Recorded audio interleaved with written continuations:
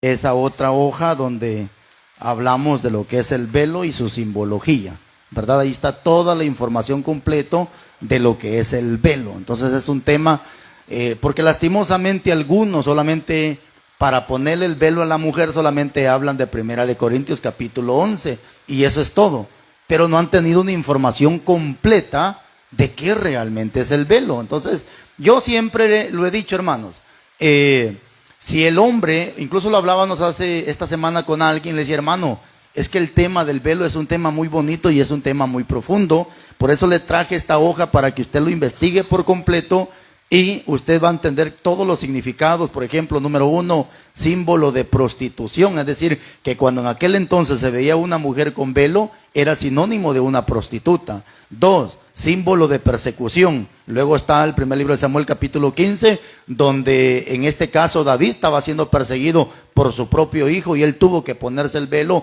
como símbolo de persecución. Luego símbolo de cultura sacial. Luego tenemos el símbolo de falso profeta, imagínese usted. Luego el símbolo de escasez. Luego símbolo de parapsicología, que es decir que los brujos usaban ese velo para hacer sus tipos de brujería y todo ahí está. De repente tenemos en el número 7 que es símbolo de la ley mosaica, y es ahí donde tenemos que arrancar con esto de que ¿por qué se le llama símbolo de ley mosaica? Porque fue a Moisés en el capítulo 24 versículo 12 de Deuteronomio a quien se le dio la orden que tenía que hacer un velo, pero ese velo no solamente era para la mujer, ese velo era para Moisés y él mismo usaba el velo. Por eso es que si los pastores hoy en día quisieran ponerle ese velo a la mujer, el primero que tendría que usarlo es el hombre. Y nadie le va a... No, hermano, es que para la mujer, porque entonces caeríamos en mentira, porque los textos nos van a decir que fue Dios quien le ordenó a Moisés usar un velo, y mismo Moisés usaba el velo. Entonces ningún hombre podría decirme, no, hermano, es que yo no puedo usarlo, porque es todo lo contrario. Moisés sí lo usó, Jesús también lo usaba, los profetas también lo usaban. Entonces si el pastor ahora quiere decirle, hermana, póngase el velo, lo primero que el hombre tiene que hacer es, bueno, usted tiene que empezar, porque la Biblia dice que el pastor tiene que ser ejemplo de la grey. Y no puede el pastor ponerle una carga a la mujer o al hombre que él mismo no quiere hacer, porque sería un fariseo poniendo cargas que él ni con un dedo quiere mover. Pero ahí está la información completa, ¿verdad? Y de repente dice en el último, la pregunta es, ¿lo pueden usar los cristianos en este tiempo actual? Y es ahí donde viene el versículo. Y es un versículo que creo que la mayoría ya conocen, pero me gustaría que lo leamos nuevamente, ese pasaje de la Biblia, que algunos ni lo han encontrado. Hablan del velo, pero no saben no tienen una información completa de lo que es el velo. Entonces, leámoslo por favor, primera carta de Corintios, vamos a leerlo del 11-13, por favor. Primera carta de Corintios, capítulo 11, versículo 13, por favor. Una bonita información de lo que es el velo. ¿Qué es? No, estamos en primera carta de Corintios, es segunda de Corintios 3:3, hermano. Sí, ahí también habla del velo, donde dice, juzguen ustedes mismos si es correcto que la mujer use, pero de repente Pablo dice, nosotros no tenemos tal costumbre, ni tampoco la iglesia de Dios. Segunda de Corintios 3:13 creo que empieza. Permítame, no se me adelanten porque nadie va a entender. Léalo por favor. A ver, hermano. Oiga pues, deténgase. No como Moisés, que dice. Ahora, venga para acá y vea para acá. ¿Usó el velo Moisés, sí o no? Entonces, ¿de dónde deducen que el velo es para la mujer o solamente para la mujer? Cuando el texto me está diciendo que Moisés usaba el velo, porque fue a Moisés quien se le ordenó hacer un velo. Entonces, si usted como hombre o como pastor quiere que la mujer use el velo, usted como hombre tiene que ser el primero que debería de usarlo. Pero sigámoslo leyendo, hermano. Su rostro, para que los hijos de Israel no fijaran la vista en el fin de aquellos que había de ser abolidos. Deténgase un momento. En el fin de aquello que iba a ser, ¿qué dice? ¿Qué significa algo que iba a ser abolido? ¿Qué significa? La palabra abolir, ¿qué significa? Algo que se va a cancelar. Es decir, Pablo está diciendo que ese velo se usó, pero iba a ser abolido, es decir, iba a ser cancelado. Siga leyendo, por favor, Pastor Giovanni.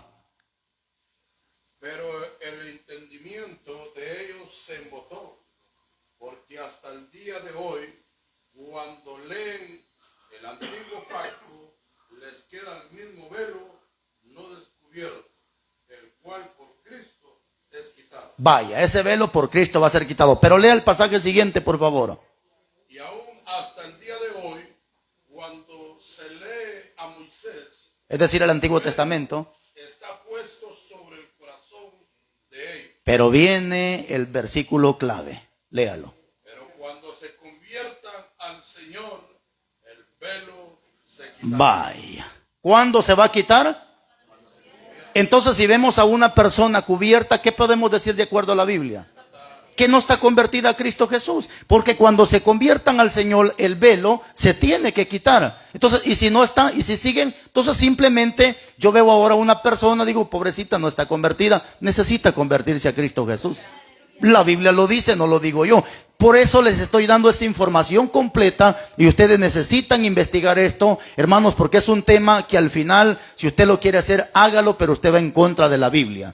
El problema, hermano, que la gente que se llama sana doctrina nos han llegado a tildar a nosotros por rebeldes, que por qué la mujer no se cubre, cuando la Biblia me está diciendo que no, que cuando esta gente se convierta al Señor, ese trapo se tiene que quitar de la cabeza. Es cierto que Pablo en la primera carta de Corintios dice que la mujer se cubra por respeto a qué y por sujeción a la cabeza, pero ¿quién es la cabeza de la mujer? ¿Quién es la cabeza de la mujer? Es el hombre. Lo que el texto está dando a entender, que en Israel es vergüenza que una mujer ande con el rostro descubierto. Nadie tiene derecho de ver el rostro a la mujer, sino solamente su marido. Por esa razón es que la mujer tenía que cubrirse. Entonces, pero Pablo dice, hermanos, pero la iglesia de Dios no tiene tal costumbre, ni tampoco nosotros los hijos de Dios, ¿verdad? Entonces ya Pablo da la salida. Eso lo dice en la primera carta de Corintios. Pero aquí en la segunda carta de Corintios, la cosa queda más clara, hermanos. Ahí lo entiende hasta el más analfabeta. Ahora, ¿cuál es el problema? Que como la soberbia de la gente no permite que, no, como yo, hermano, si cuántos años haciendo esto, y para que de la noche a la mañana lo dejemos de hacer, ¿qué va a decir la gente? Eso es soberbia. Porque si yo reconozco que estoy mal y se me está corrigiendo a través de la palabra, yo creo que al final Dios lo está haciendo porque me ama. Y la humildad en mí hará que yo entienda que es palabra y no me voy a oponer, no voy a cuestionar, lo único que voy a hacer es obedecer a la palabra de Dios. Entonces, ahí va la información completa, porque ahorita vamos a entrar también a unos puntos importantes al respecto de la hermenéutica. Hermanos, yo quiero volverles a refrescar la mente a ustedes. Todo esto ustedes ya lo tienen escrito, pero quiero volverles a refrescar la mente. ¿Cuál es mi deseo y mi anhelo? Es verlos el día de mañana ustedes predicando la palabra con toda solvencia, hablando de acuerdo a la palabra, explicando de acuerdo a la palabra de Dios, con el propósito que a la Biblia ni se le quita, ni por favor le vaya a estar añadiendo, como lo hacía este muchacho el día de hoy, diciendo que a Noé lo trataban de loco. Eso es añadirle a lo que la Biblia no dice. Hay que tener mucho cuidado, por favor, con esto. Mucho, pero mucho cuidado. Entonces, ¿se recuerdan, hermanos, que dijimos que una de las leyes hermenéuticas para que usted entienda, por favor, la Biblia? Antes, hermano, usted tiene que entender, por favor, que cuando usted abra la Biblia, se lo voy a dejar nuevamente en su corazón, no vaya a cometer el grave error de muchos bíblicos ahorita o maestros de la Biblia que se han dedicado tanto a la lectura y como ya tienen la mayor parte de Biblia en la mente, han dejado la oración y han dejado la esencia que es el ayuno. Si usted llega a cometer ese error, de antemano le digo, usted va a caer en pecado de pretermisión o pecado de omisión. ¿Cuál es el pecado de pretermisión? Es dejar de hacer las buenas cosas que yo antes hacía. Recuérdese que para que lo manden al infierno no necesita meterse con la comadre o con el vecino, ni necesita irse de parranda, emborracharse, no. La Biblia dice en Santiago 4:17, todo aquel que sabe hacer lo bueno y no lo hace, le es pecado. La gente piensa que solamente hacer mal es pecado. La Biblia dice lo contrario. Dejemos de hacer lo bueno y estamos en pecado. Y primera de Juan 3:8, todo el que practique el pecado es. Así que mucho cuidado, por favor, no porque usted ya sabe la Biblia. Incluso hoy me preguntaba una persona y me decía: pastor, ¿qué tan cierto es que cuando uno va a predicar y le sudan las manos es porque uno está endemoniado? Le digo: tal loca esa gente, es todo lo contrario. Si a usted le sudan las manos antes de pasar a tomar este micrófono y usted se pone tembloroso, eso significa que usted sigue dependiendo de Dios. Eso significa que todavía Dios está con usted. Y usted sabe que usted se pone tembloroso. Y la cuestión, porque usted sabe que no es cualquier cosa, sino es palabra de Dios que usted va a hablar. Y usted sabe que al frente de usted podrían haber muchas personas que lo triplican en conocimiento. Pero no se preocupe, porque al final, si usted está ahí, porque Dios le plació que usted esté ahí predicando en ese momento. Pero, hermano, se lo dejo a usted. Si a usted le sudan las manos antes de... preocúpese y dele gracias a Dios que Dios está con usted. Pero si usted se siente el sábelo todo, ya ni las manos le sudan, ya no se preocupa, le toca predicar y aquí predico y nada más, preocúpese. De seguro la soberbia ya entra en usted y usted cree que ya lo sabe todo y que no necesita de oración, que no necesita de ayuno, que no necesita levantarse a la 1, 2, 3 de la mañana a buscar de Dios. Preocúpese, mi hermano. La vez pasada les entregué una lista muy preciosa, esa lista que les entregué de qué pidieron los hombres en la Biblia. ¿Se acuerda que le di ese listado? ¿Qué pidieron los hombres en la Biblia? Y me impacta, hermanos, porque Moisés, siendo maestro en teología, el hombre escribió todo lo que es el Torá, o sea, los primeros 5 libros. Fue el hombre, hermanos, a quien se le dio el privilegio de escribir los primeros 5 libros. Imagínense qué tremendo el hombre. Tenía un gran conocimiento, criado en la casa de egipcio. Es decir, que el hombre estaba dotado en conocimiento, dotado en poder que Dios le había dado. Pero me llena de gozo, hermanos, un hombre lleno de letra y de palabra y de conocimiento. ¿Se acuerda qué fue lo que le pidió Dios? Si tu presencia no va conmigo, no me saques de este lugar. Mano, es que esa es la clave. ¿De qué sirve tener toda la teología bendita metida en la cabeza si la presencia de Dios no está con nosotros? Yo hoy hacía una oración en la mañana y Dios me concientizaba a través de una oración que yo le hacía a Dios. ¿Por qué? Porque hoy en la mañana le decía: Señor, por favor, que tu presencia no falte en mí, que tu gracia siempre esté conmigo. ¿Y sabe qué me ponía Dios en mi corazón? Que eso era lo que siempre los apóstoles pedían, que nunca haría falta de ello. Por eso es que cuando los apóstoles entraron al templo, había un cojo, dice la Biblia, ¿cierto? De nacimiento. Estaba pidiendo dinero. ¿Y se acuerda qué le dijo Pedro? No tengo oro ni plata. Es decir, ellos no tenían dinero. Pero ¿qué le dijo Pedro? Pero lo que tengo te doy. Recibe en el nombre de Jesús. Y el hombre empezó a caminar. O sea, ¿de qué sirve que ahora de que tengamos todo si Dios no está con nosotros? Y hoy está al revés la cosa. Hoy Pedro dijo: no tengo oro ni plata, pero lo que tengo te doy. Hoy está al revés la cosa. Tenemos oro y plata, pero lo que menos tenemos es el poder de Dios. Por eso a veces ni para que se quite un dolor de muela, ni eso tenemos, el poder o la autoridad o la fe, hermanos, para no vaya y cómprese una pastilla. Ni eso tenemos hoy, hermano. Porque la gente ha llegado a un conformismo de que como ya canto, ¿para qué practico los coros? Como ya me sé los signos de memoria, ¿para qué los practico? Como ya me sé unos 20, 40, 50 versículos, ¿para qué sigo estudiando? No, mis hermanos, no, mis hermanos. No, mis hermanos, tengamos mucho cuidado con esto. Entonces yo creo que este estudio que ahora estamos llegando a tener, hermanos, es para que nosotros nos motivemos a seguir estudiando y a seguir aprendiendo y seguir conociendo quién realmente es el Dios que a nosotros nos ha llamado. ¿Ok? Entonces yo quiero que por favor anote, hermanos, en su libro, anote por favor.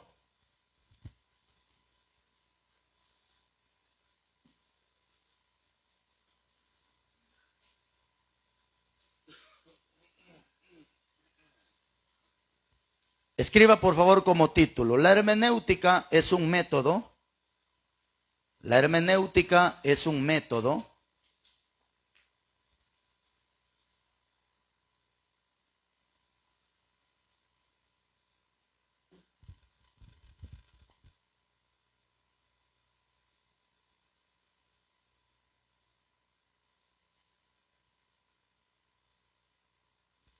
La hermenéutica es un método y una definición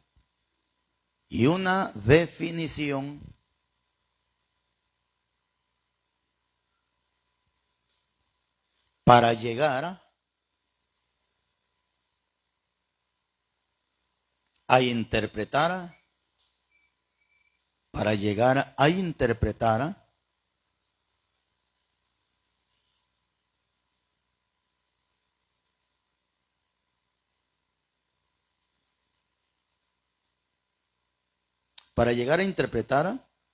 cualquier documento o mensaje. Cualquier documento o mensaje.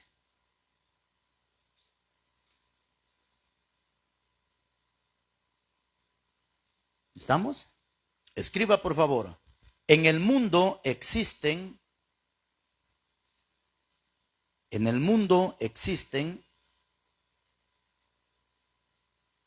varios métodos a saber. En el mundo existen varios métodos a saber.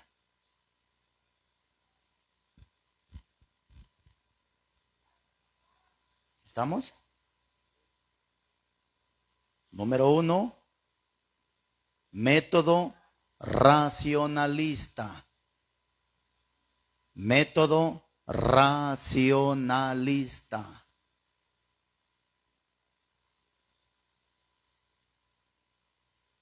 ¿Estamos? Déjeme que le explique cuál es el método racionalista. El método racionalista es aquel que usa más la filosofía. Hay muchos filósofos ahorita que se están introduciendo dentro de las iglesias, y un filósofo es una persona que ama el saber, pero no de la Biblia, sino de todo lo que existe y lo que lo rodea. Un filósofo siempre va a buscar cuestionar a Dios. Y siempre va a decir, no, esto no lo hizo Dios, esto es creación del hombre. Tanto así que hace muchos años atrás se levantó un filósofo, Darwin, ¿se acuerda? Cuando él dijo que nosotros venimos del mono. O sea, siempre queriendo distorsionar el plan perfecto de Dios. Y cuando hablamos del método racionalista, es decir, que hay gente que siempre le va a buscar la lógica a los milagros que Dios hizo, sin querer entender que los milagros vienen de parte de Dios.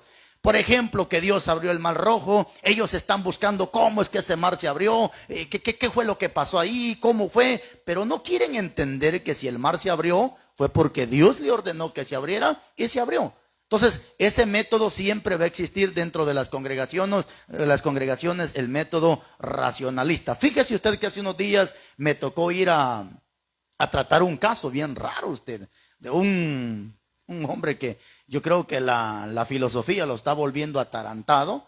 Y me llama el pastor, me dice, siervo, creo que por favor nos venga a ayudar, tenemos un problema en la iglesia.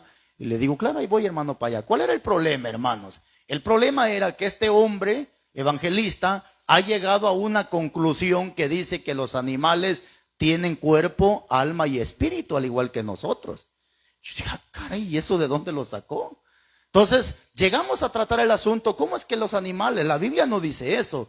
Eclesiastés dice que los animales tienen cuerpo y tienen espíritu, ¿cierto? ¿Por qué? Porque el espíritu vuelve a Dios y así sucesivamente, y el cuerpo es polvo, pero los animales no tienen alma, hermanos. Porque si el animal tuviera alma, entonces a conclusión tendríamos que predicarle a los animales para que se conviertan y se vayan al cielo, y los más rebeldes pues tendrían que irse al infierno.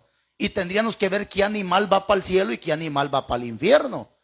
Y no solamente eso, si los animales tuvieran alma, tendríamos que bautizar hasta las hormigas que quieran ser salvas para que entren al reino. O sea, ¿sí me entiende, hermano? Pero cuando la gente se mete estupideces en la cabeza, termina hablando hasta disparates, hermano. ¿Por qué? Porque se meten a leer tantos libros, filosofía, buscándole la razón a la lógica y la cuestión, y no querer entender y obedecer la palabra de Dios.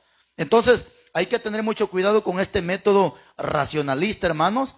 Mucho cuidado con ese método. Y hay que leer el libro, sí, pero para compararlos con la Biblia, no para que ese libro me vaya a ganar y termine hablando locuras como este muchacho que resulta que los animales tienen cuerpo, alma y espíritu. Mire qué tremendo, hermano. Entonces, bueno, número 2, anote por favor. No. O una línea, si fuera posible una línea.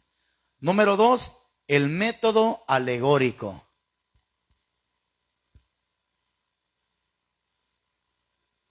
Método alegórico.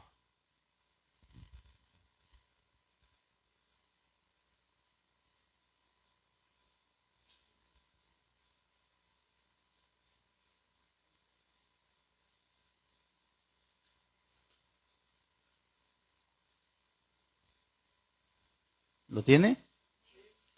Este método alegórico consiste cuando usted abre la Biblia y empieza a leer y empiezan a venir pensamientos imaginarios que surgen a través del versículo. Pero mucho cuidado a la hora de imaginarme lo que estoy leyendo, porque la imaginación nos puede llevar a una ciencia ficción, nos puede llevar como las películas que hacen cosas que al final no existen. Primera de Corintios, si quiere anótelo ahí por favor. Primera de Corintios 4:6. Primera de Corintios capítulo 4 versículo 6. ¿Lo tiene? Déjeme, se lo voy a explicar. En Primera de Corintios capítulo 4 versículo 6, Pablo nos termina exhortando y diciendo que nadie piense más de lo que está escrito en la palabra de Dios. Cuando usted diga yo pienso, tenga mucho cuidado de lo que usted piensa. Yo he escuchado predicadores que dicen, pues yo pienso, hermano, es que eso yo pienso como que me deja en duda, como que deja un espacio abierto de que no hay una seguridad. No, yo creo que la mayor seguridad y certeza es que cuando a usted le pregunten si sabe, responda con toda humildad, y si no sabe, sea humilde en decir, hermano, discúlpeme, no sé, hermano. Pero eso de que, yo pienso, tengamos cuidado. ¿Qué es lo que usted piensa? Si su pensamiento viene de acuerdo a la Biblia o no viene de acuerdo a la palabra de Dios. La semana antepasada vimos parte de todo esto, de cómo los profetas de Dios se identificaban porque siempre decían, escrito está. Así dice Jehová o así ha dicho el Señor. Los profetas nunca andaban con el cuento de que, pues, yo pienso, hermanos, o siento en mi corazón y se toca el lado derecho, ya ni se acuerda ni dónde está el corazón, si en el derecho, yo siento en mi corazón. No, hermano, los profetas de Dios nunca anduvieron con que yo siento en mi corazón, con que yo pienso. Ellos se identificaban, siempre decían, así ha dicho Jehová, así dice el Señor, porque ellos tenían una seguridad de lo que estaba escrito en la palabra de Dios. Así que si mañana usted me va a decir en el altar, pues yo pienso, hermanos, por favor, que su pensamiento esté alineado a la palabra de Dios, y si no, mejor no piense. ¿Ok? Número 3, método literalista. Método literalista.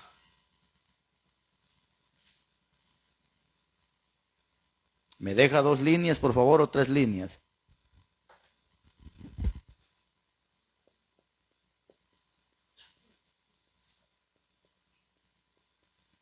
Literalista. ¿Estamos? Déjeme unas 3 líneas y abajo, por favor, te le voy a explicar. Ponga, por favor, más abajo, 3 líneas abajo. Ponga el método espiritualizador. Sí.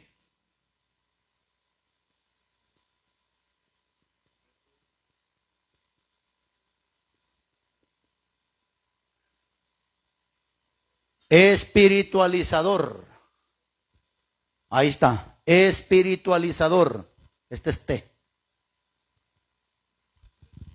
Método espiritualizador.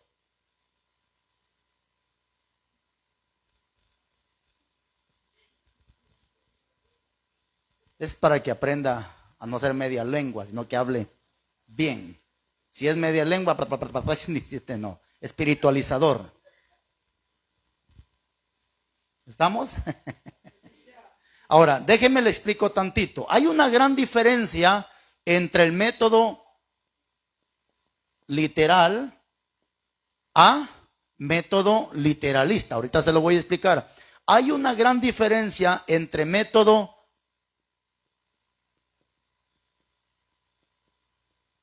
espiritual a ser un espiritualizador. Hay una gran diferencia y déjenme que se lo explique.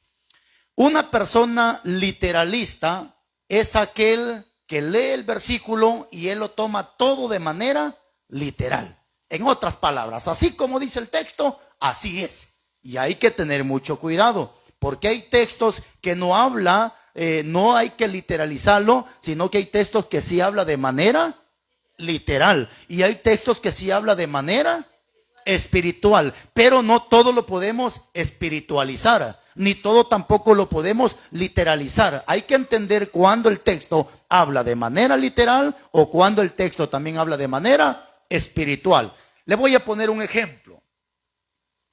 Léame por favor Mateo capítulo 6, son los versículos más conocidos, capítulo 5, perdón.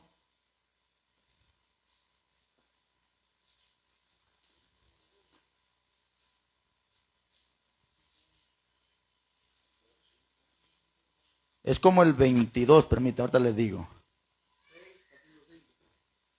Es el 27. Bueno, empecemos desde, sí, desde el 27. Uh-huh.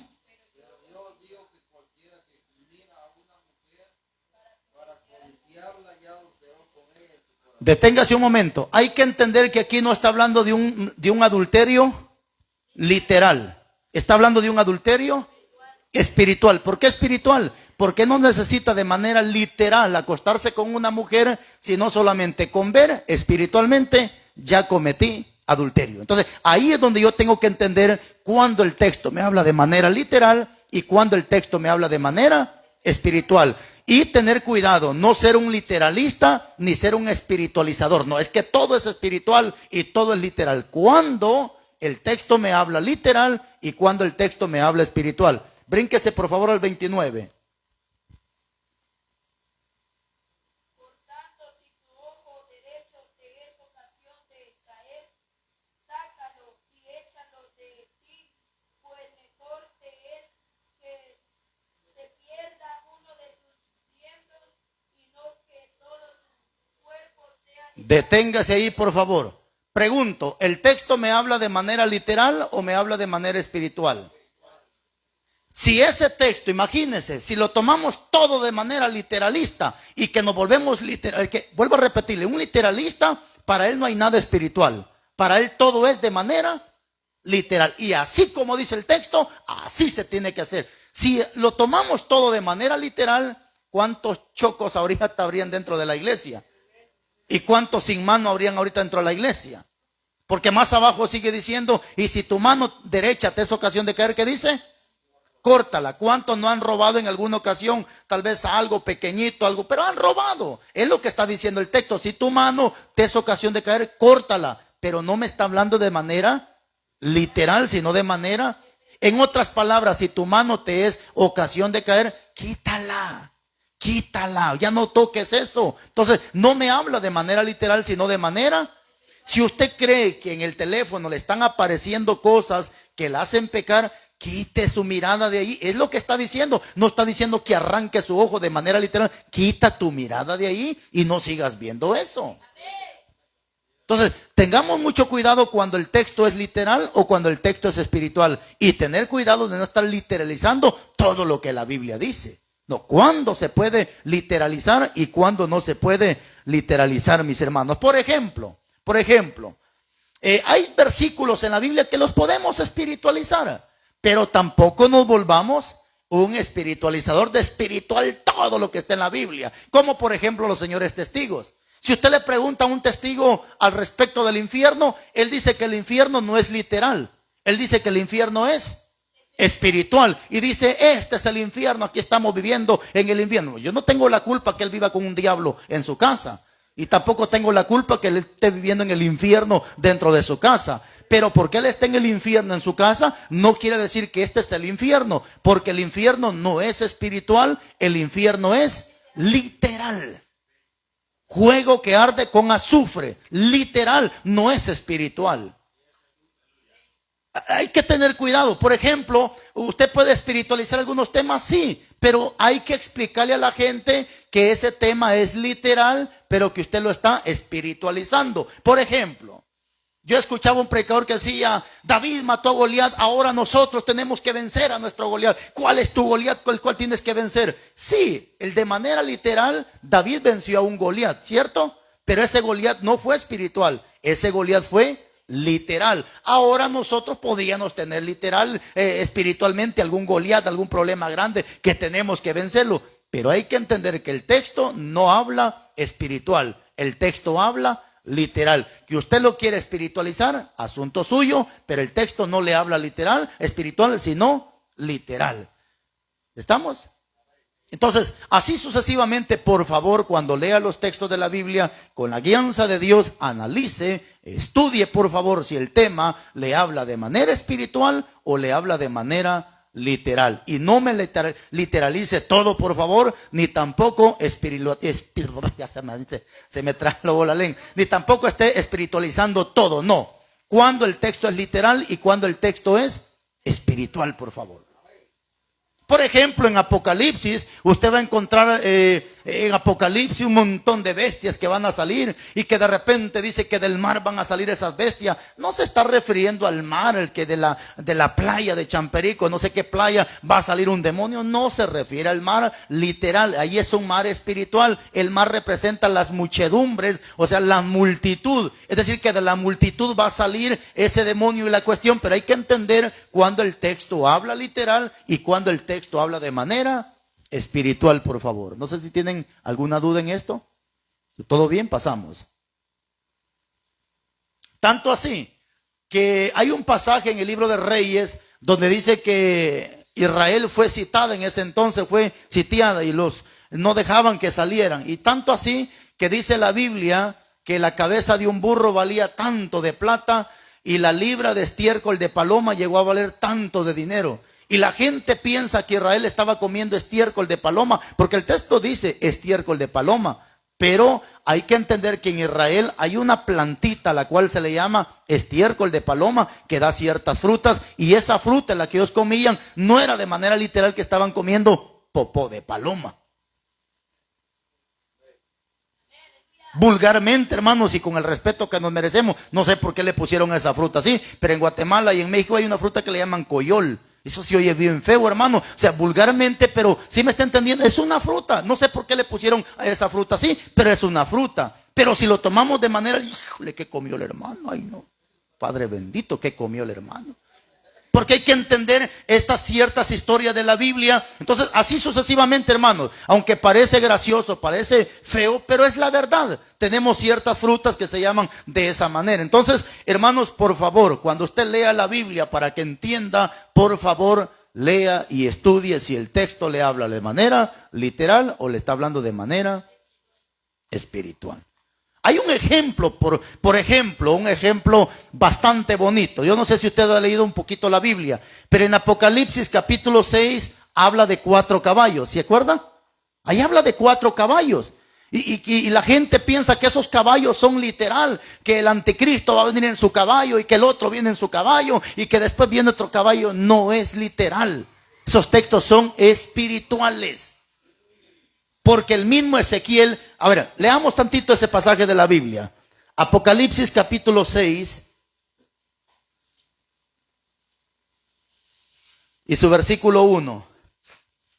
Vi cuando el Cordero abrió uno de los sellos y oí a uno de los 4 seres vivientes decir como con voz de trueno, ven y mira. Y miré aquí un caballo que dice blanco, y el que le montaba tenía un arco y le fue dado una corona y salió venciendo para vencer 3. Cuando abrió el segundo sello, oí al segundo ser viviente que decía, ven y mira, y salió otro caballo bermejo, el que le montaba le fue dado poder de quitar de la tierra la paz, y que se matasen unos a otros, y se le dio una gran espada. 5. Cuando abrió el tercer sello, oí el tercer ser viviente que decía, ven y mira, y miré aquí un caballo negro, y el que le montaba tenía una balanza en su mano, ¿cierto? Y 6. Oí una gran voz de en medio de los 4 seres vivientes que decía, 2 libras de trigo por 1 denario y 6 libras de cebada por 1 denario, pero no dañes el aceite y el vino. Cuando abrió el cuarto sello, oí la voz del cuarto ser viviente que decía, ven y mira, y miré aquí un caballo amarillo, y el que le montaba tenía por nombre Muerte, y el Hades le seguía, y le fue dada potestad sobre la tierra, sobre la cuarta parte de la tierra, para matar con espada, con hambre, con mortandad, y con las fieras de la tierra. Entonces, aquí es donde les quiero nuevamente llevar. Es que el texto no habla de manera literal, porque si no tendríamos un gran problema, hermanos, tendríamos un gran problema, porque los señores testigos de Jehová, ellos nos han hecho creer que cuando lleguemos al cielo, bueno, ellas se arrepintieron, dice que aquí va a ser. Aquí en la tierra va a ser, y han dicho que cuando estemos aquí en la tierra, su niño va a estar jugando con un león, acariciándole los pelos a un tigre, porque la Biblia dice que el niño y el león estarán juntos. Hermanos, ese texto es una parábola. Isaías, cuando habla de que el niño y el león estarán juntos, es más, y el león dice, comerá zacate. Eso es absurdo. Un león no come pasto, el león come carne. Y entonces, ¿por qué el texto dice que comerá zacate? Simplemente es una parábola para dar a entender que cuando lleguemos a la Nueva Jerusalén va a haber una gran paz y una gran tranquilidad, hermanos. A eso se refiere el texto, porque más adelante el mismo Isaías dice que el camino que nos lleva al cielo es camino de santidad, y en ese camino no entrará ningún tipo de animal. Así lo dice la Biblia, que no habrá animal en el reino de los cielos. ¿Por qué? Pero ¿cómo es que aquí me está diciendo que estos 4 caballos vienen del cielo? No es literal, sino es espiritual. Léame por favor Ezequiel, para que vea que Ezequiel nos va a dar una respuesta. Capítulo 14, versículo 21. Para que usted vea que Ezequiel nos va a responder qué representan esos 4 animales o esos 4 caballos del Apocalipsis. Ezequiel capítulo 14, versículo 21, un poquito de escatología. Por lo cual, así ha dicho Jehová el Señor, cuando yo enviare contra Jerusalén mis 4 juicios terribles. Ok, ¿cuántos juicios son? ¿Cuántos caballos venían según la Biblia? 4. Es decir, que esos 4 caballos representan, ¿qué dice Ezequiel? 4 juicios que vienen a la tierra. No es un caballo literal, son 4 juicios que van a venir a la tierra. Y dice Ezequiel, dice, por lo cual así ha dicho Jehová el Señor, ¿cuánto más yo enviaré contra Jerusalén mis 4 juicios terribles? Número 1, espada. Número 2, hambre. Número 3, fieras y pestilencias, para cortar de ella hombres y ¿qué dice? Y bestias. Entonces ahí están los 4 juicios que vienen a la tierra. Los 4 caballos, cada caballo representa un juicio. Cada caballo es equivalente a un juicio que viene a la tierra. Lo que me impacta de ese caballo, hermanos, que al final se aparece, hermanos, que es el caballo negro, hermanos, perdón, el caballo amarillo, cuando se le da la potestad de que quite la paz y la cuestión, y de repente se le dice que haga lo que tiene que hacer, pero que no dañe el vino y el aceite. Si usted llegara a entender ese pasaje a profundidad, le aseguro que usted con más ganas le serviría a Cristo y no seguiría siendo un infiel, sino más fiel delante de Dios. Porque cuando el texto está diciendo que Dios le está diciendo a las pestes que hagan destrucción, que dañen la tierra, que maten a todo lo que se le pone enfrente, pero de repente Dios le da una orden a ese juicio y le dice, no me toques el vino y no me toques el aceite. Porque el vino y el aceite es equivalente al Espíritu Santo de Dios. Pregunto, ¿y dónde está el Espíritu Santo? En nosotros. En otras palabras, no me toques a los que tienen al Espíritu Santo de Dios.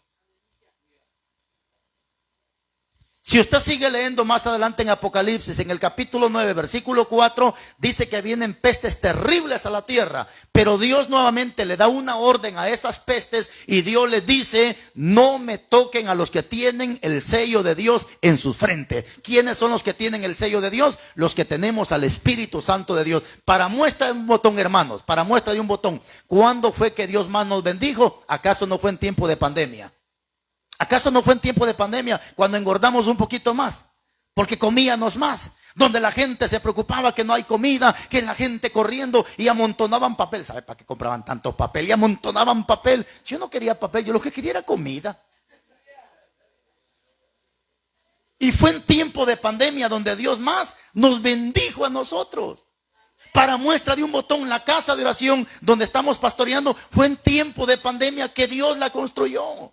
¿A qué quiero llegar con esto? Que cuando se levantan los juicios y las pestes, es cuando la protección de Dios siempre está delante de la iglesia. Entonces, pero todos estos versículos hay que entender cuando el texto me habla de manera literal y cuando el texto me habla de manera espiritual. ¿Estamos en eso? Ok, pasemos a lo siguiente.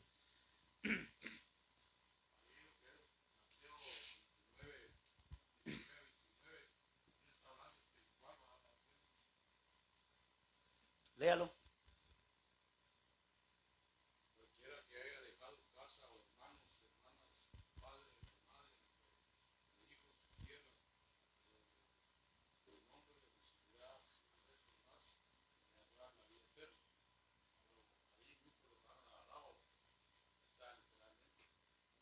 Dejar a papá y a mamá. Sí, que abandonó a su familia según para servirle a Dios. No, permítame, se lo voy a explicar mejor. Vamos a echar mano de lo que es gramática. Estamos en hermenéutica, pero la hermenéutica sin gramática es nada.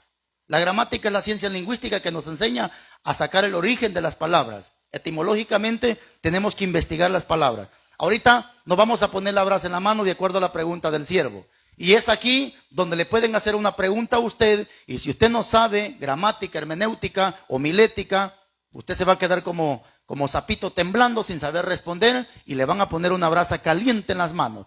Pero ese mismo texto lo vamos a leer en Lucas 14, Lucas capítulo 14.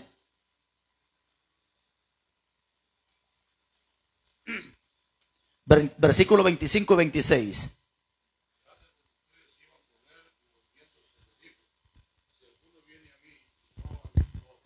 Vaya, ahora ya no dice abandona. Ahora la palabra abandonar, según Mateo, se está convirtiendo en aborrecer. Mateo no dice aborrecer. Mateo me hablaba de abandonar. Pero Lucas ya no me está hablando de abandonar. Lucas ahora me está hablando de... Ojo con esto. Entonces vamos a escribir aquí. Aborrecer. Sígalo leyendo, por favor. 14:26 de Lucas.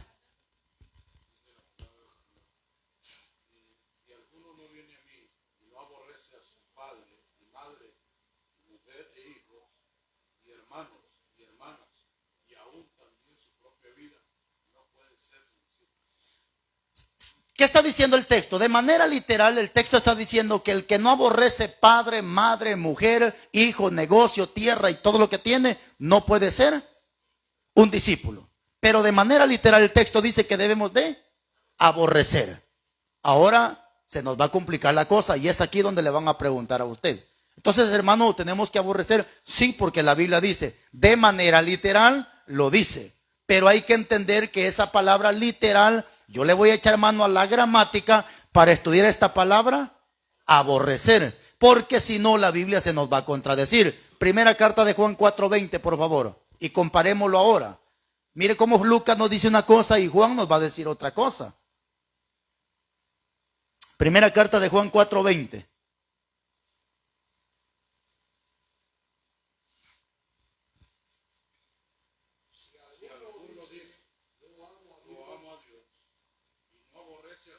No dice y no. Ajá. Ahí está. Vaya.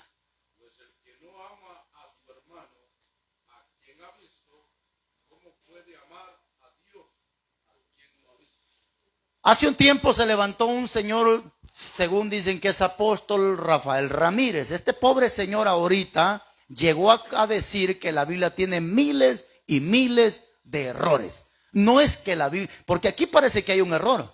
Porque Juan me está diciendo, Lucas me está diciendo que hay que aborrecer a papá, mamá, hermano y toda la familia. Pero Juan me dice lo contrario. Juan me dice que el que aborrece a su hermano es mentiroso. Entonces, ¿qué pasó? Bueno, ¿aborrezco o no aborrezco? Y ahí le van a poner la pregunta en la mano a usted. Y le van a poner esa brasa en la mano. Imagínese usted como predicador, alguien llega. Ahora, les quiero dar un consejo, hermano. Cuando usted esté transmitiendo, la gente tiene derecho de comentar bien o mal. Si no quiere que le comenten bien y mal, sálgase de las redes sociales. Y nadie le va a comentar ni bien ni mal. Pero mientras estemos en las redes sociales, somos una figura pública. Hay que entender esa parte, que nos volvemos en figuras públicas y los ojos de las personas están sobre nosotros y tienen derecho de comentar para bien y comentar para mal. ¿Qué es lo que ha pasado? Que a veces le preguntan a un hermano que está transmitiendo y le hacen una pregunta. ¿Y a qué lo que hace es mandarlo al infierno? Señor, te reprende, hijo del diablo, fuera de aquí, Satanás del diablo. No, hombre, si le está haciendo una pregunta es porque este quiere saber. Es como que le hagan esa pregunta y lo paren en la calle. Venga para acá, predicador. A ver, explíqueme, por favor. Su Dios es mentiroso, su Dios falla. ¿Cómo? Sí. Y te voy a demostrar que Dios falla. Mira, ahí tu Dios está diciendo que hay que aborrecer y de repente tu Dios dice que el que aborrece es un mentiroso. Bueno, ¿a quién le creo? ¿A Lucas o a Juan?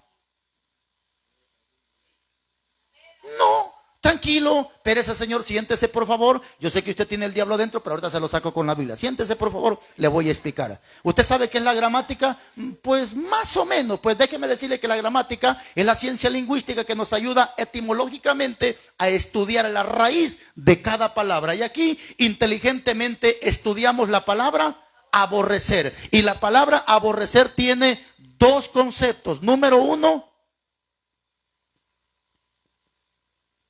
odiar. Y número dos,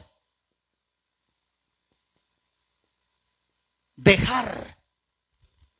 Etimológicamente la palabra aborrecer, número uno, tiene como concepto odiar. Y número dos, dejar. ¿Qué fue lo que Dios le dijo a Adán y a Eva en el momento que los unió? Por esto el hombre, ¿qué dijo? Dejará a su padre y a su madre y se unirá con su esposa y ya no serán dos, sino serán una sola carne. Ok, pero cuando Dios le está diciendo dejar es abandonar, pero abandonar no significa que yo los voy a olvidar. No significa que yo me voy a olvidar de ellos y hay que se lo lleve el diablo y aunque tenga hambre mi mamá que mire cómo sale. No, eso no significa. Abandonar es que yo me voy con mi esposa a vivir aunque sea en un ranchito, dejo ahí a mi mamá solita, pero cuando yo pueda venir y dejarle comida, le tengo, porque es mi responsabilidad. Porque entonces estaríamos ya no dejando, sino odiando. Y cuando Juan dice que el que aborrece a su hermano es un mentiroso, me está hablando de odiar. En otras palabras, no podemos odiar a nadie. Pero sí podemos dejar a papá y a mamá e irnos con la esposa.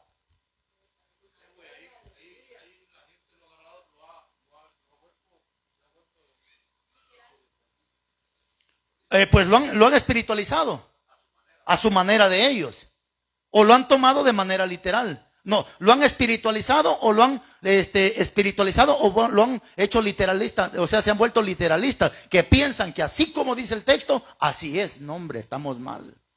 No, ahí lo han literalizado el texto. Y ese texto no es literal.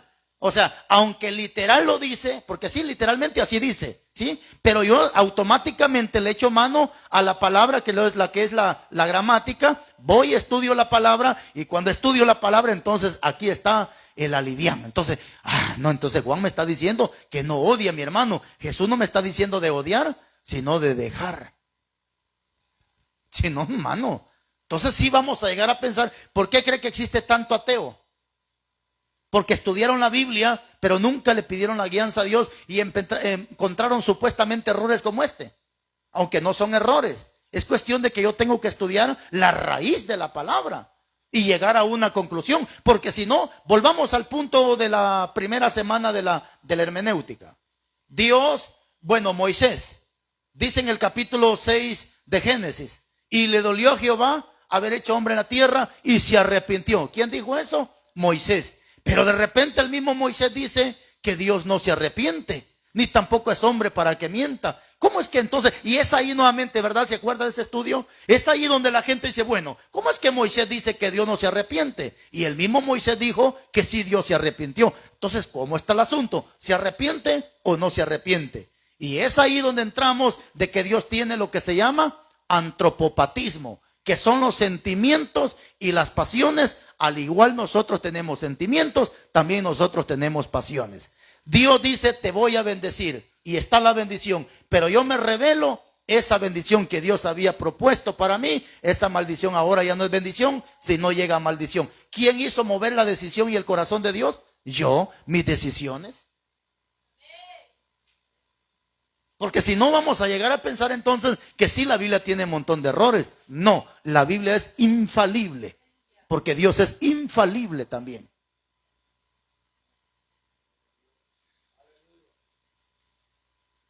¿Estamos?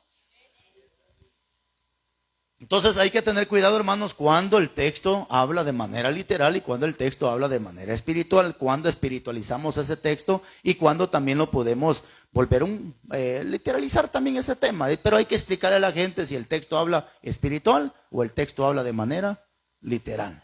¿Estamos? ¿Pasamos? Ok.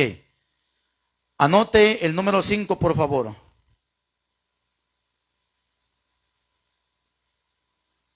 Método dogmático. Dog, con G de gato, dog.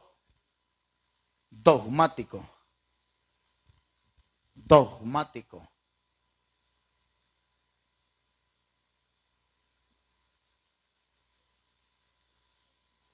Método dogmático.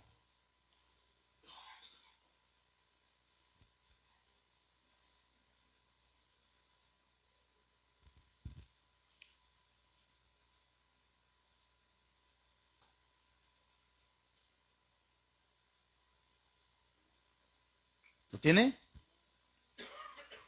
Método dogmático. ¿Cuál es ese método dogmático? El método dogmático es cuando hacemos un montón de doctrinas sin fundamento con la Biblia. Por eso, antes de decir usted que la Biblia lo dice, por favor, asegúrese que eso está dentro de la palabra de Dios. Porque ahorita, y se está volviendo esto viral en las redes sociales, pero por el momento nadie ha respondido lo que dije la semana antepasada. Me imagino que estarán queriendo buscar y buscar, pero no le van a encontrar. Y la semana antepasada yo les dije de que ¿cuántas veces se citó el Antiguo Testamento? ¿Alguien se recuerda? ¿Cuántas veces en total se citó? ¿Mil qué? 1131, ¿ok? Jesús citó ¿cuántas veces el Antiguo Testamento? ¿Alguien lo tiene a la mano? ¿Alguien lo tiene a la mano? ¿Cuántas veces Jesús citó el Antiguo Testamento? ¿Cuántas? 394 veces Jesús en Mateo, Marcos, Lucas y Juan. 394 veces citó el Antiguo Testamento. Pablo viene también y cita, y Pedro, total que llegamos a una conclusión que 1000, ¿cuántas veces? 1131 veces los hombres de Dios citaron el Antiguo Testamento, pero nunca citaron los libros que le agregaron a la Biblia, que es Baruch, Tobías, Sirásida, ninguno de esos libros. ¿Por qué estos hombres de Dios nunca citaron esos libros? ¿Por qué ni Cristo citó esos libros? Porque esos libros todavía no existían. El último libro que fue cerrado por Juan a través del Espíritu Santo es el Apocalipsis. ¿Y cómo se cierra el Apocalipsis? El que le añade a este libro, Dios añadirá sobre él las plagas que están. Y el que le quita, Dios quita su parte del libro de la vida. Ahora, ¿a qué quiero llegar con esto? Que si estos hombres no citaron ninguno de esos libros, volviendo al punto, esos libros hablan de Dios, sí, pero Dios nunca habló de esos libros. Pablo nunca habló de esos libros. Santiago nunca habló de esos libros. ¿Quién más? Pedro nunca habló de esos libros. Juan tampoco habló de esos libros. Entonces, si ellos no hablaron de esos libros, ¿para qué ponerle tanta importancia a esos libros? Con esto no quiere decir que no los podemos leer. Claro que sí podemos leerlos. Pero si Dios no estuvo citando, ni Juan ni Pedro citó esos libros, ¿para qué citarlos nosotros? Aquí quiero llegar con esto, de que hay un montón de dogmas que se han metido dentro de las iglesias. Y ojo con esto, hermanos, tenemos un mundo patas arriba igual que el murciélago. ¿Cómo así, pastor? Que la gente hoy se levanta un hombre, una mujer, a reprender toda la basura que el diablo ha metido en la iglesia y lo tienen como falso predicador. ¿Cómo ve usted, hermanos? ¿No ha notado usted eso? Se levanta un hombre, una mujer a reprender toda la basura que el diablo ha metido en las iglesias. ¿Y qué dice la gente? Falso predicador. ¿Qué cosas?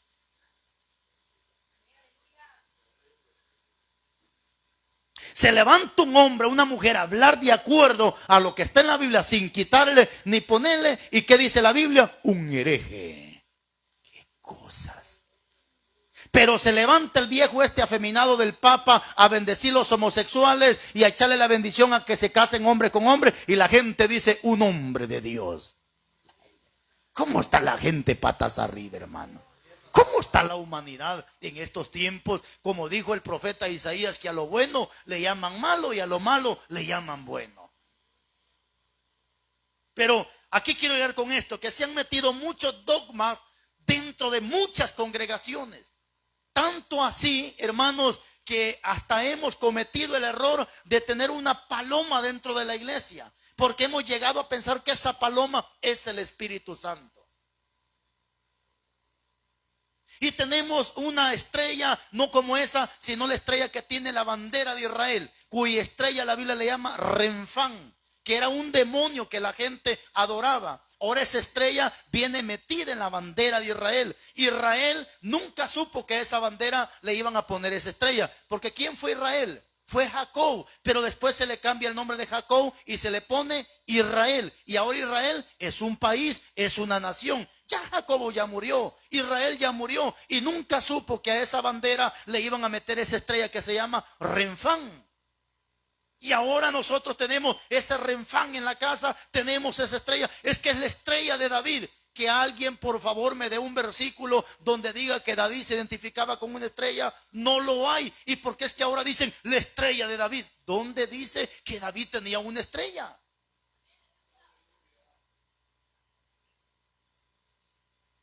Entonces, estamos metiendo muchos dogmas dentro de las iglesias. Estamos metiendo muchas herejías dentro de las iglesias. Que porque me gusta, lo jalo del mundo y lo meto a la iglesia. Que porque lo vi allá y me gustó, lo jalo de allá. La Biblia dice en Isaías que Dios no recibe caldo de marrano, hermanos. Es decir, que el pecado es pecado y no vamos a meter el pecado para querer agradar a Dios, hermanos. Lo que pasa es que estamos buscando amuletos como para entretener a los cabros, como para que los cabros no se nos vayan. Traemos locuras del mundo, la metemos a la iglesia y todos estamos felices. Pero se levanta un hombre a exponer esto, está loco este, legalista. Se nos echó a perder, así es la gente.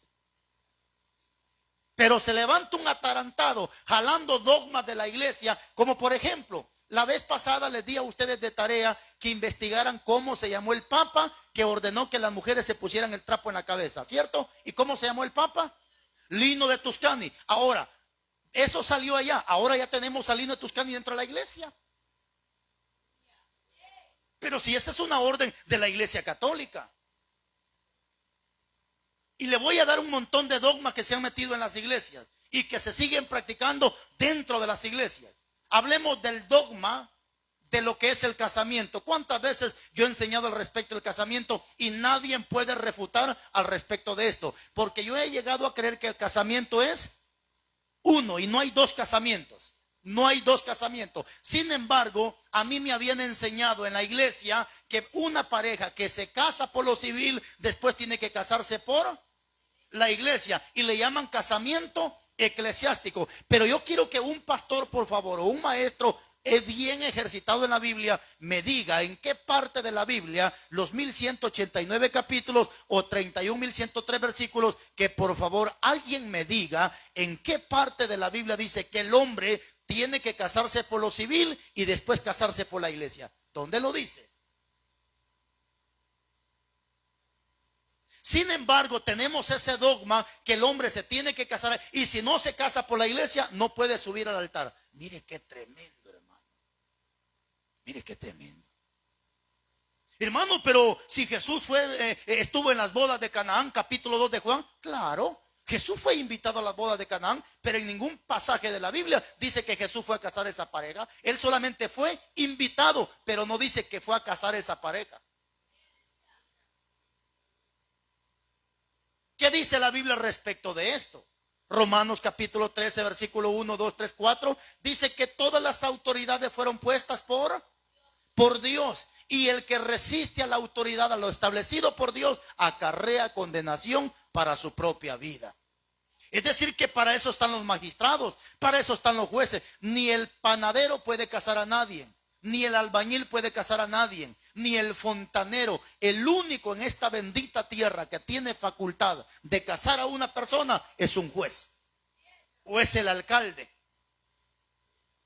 ¿Qué es lo que el pastor tiene que hacer cuando esa pareja se casa? Tiene que llamar a esa parejita y bendecir a esa parejita, pero no casarlo porque casado ya está. Porque si yo lo caso por la iglesia, le estoy haciendo un recasamiento.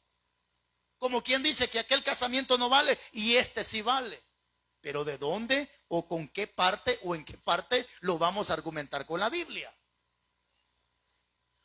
Usted tendría que explicarle a la persona: venga, hermano, lo voy a recasar.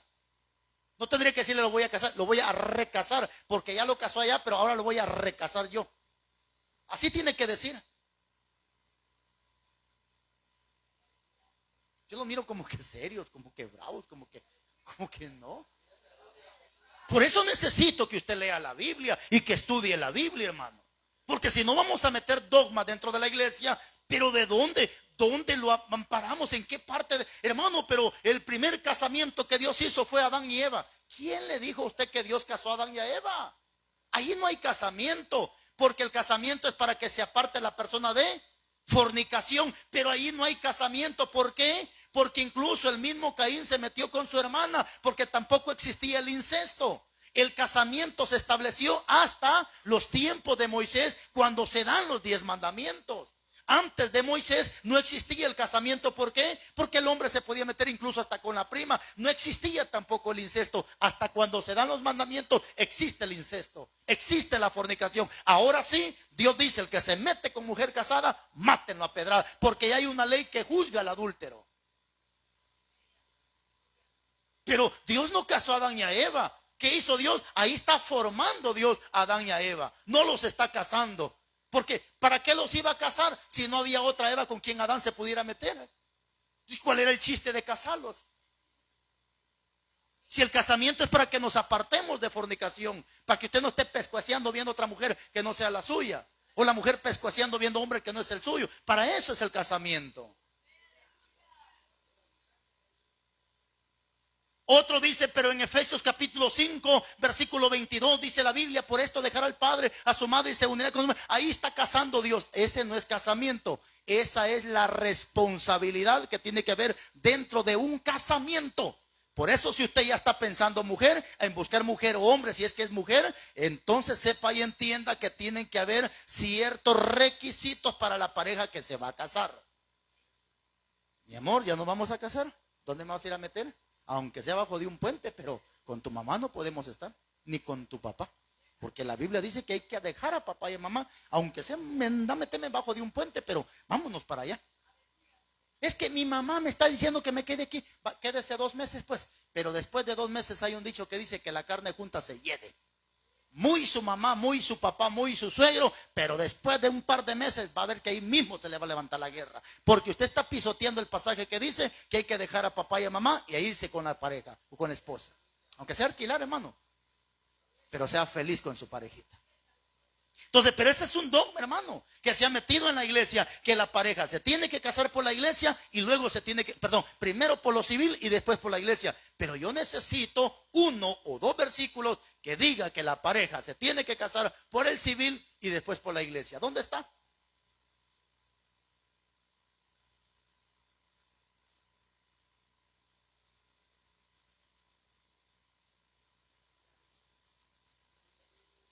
¿Se da cuenta cómo los dogmas se meten dentro de las iglesias?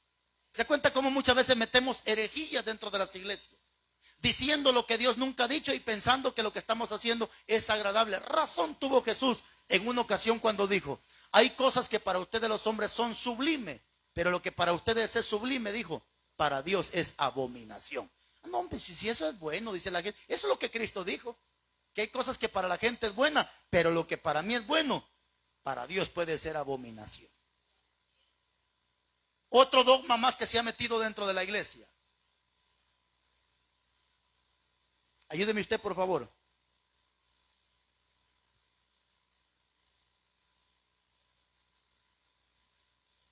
Dogmas son creencias que no tienen nada que ver con la Biblia. Y lastimosamente siempre lo he enseñado, hermanos. No se trata qué me enseñaron, se trata qué dice la Biblia. Y si algo tengo que corregir, que sea a través de la Biblia. Si no, ahí nos quedamos, hermano. Pero mire cuántas herejías. Hoy los pastores celebrando la Santa Cena a las 10 de la mañana. ¿Por qué no le llaman santo desayuno entonces? O santo almuerzo. ¿Por qué Santa Cena si es a las 10 de la mañana? Oh, no, es que Cristo lo hizo en la noche. Pablo ordena que en la noche. ¿Y por qué usted lo quiere hacer a mediodía? O sea que usted vale más que Pablo. O sea que su palabra es más importante que la que está en la Biblia.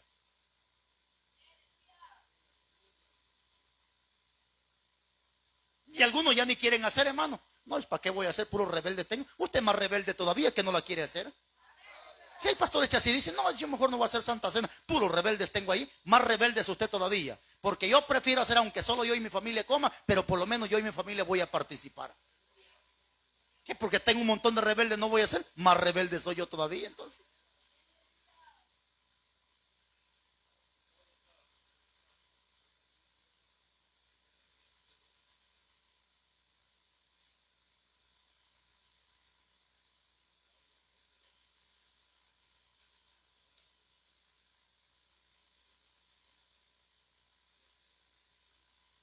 Ajá.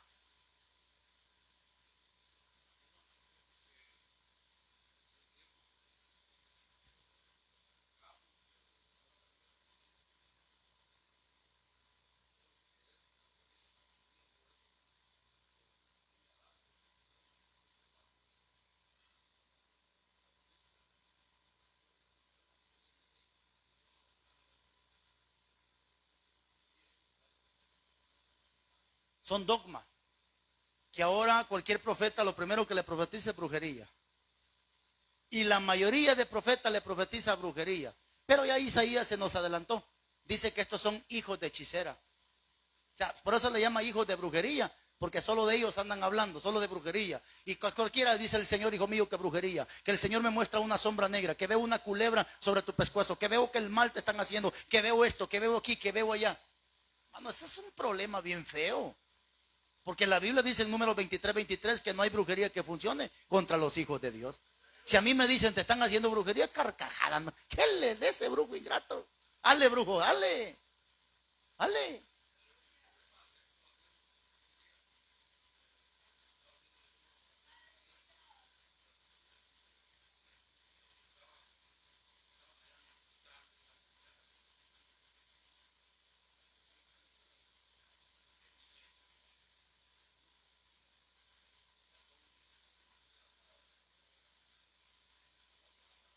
Son dogmas, ¿por qué?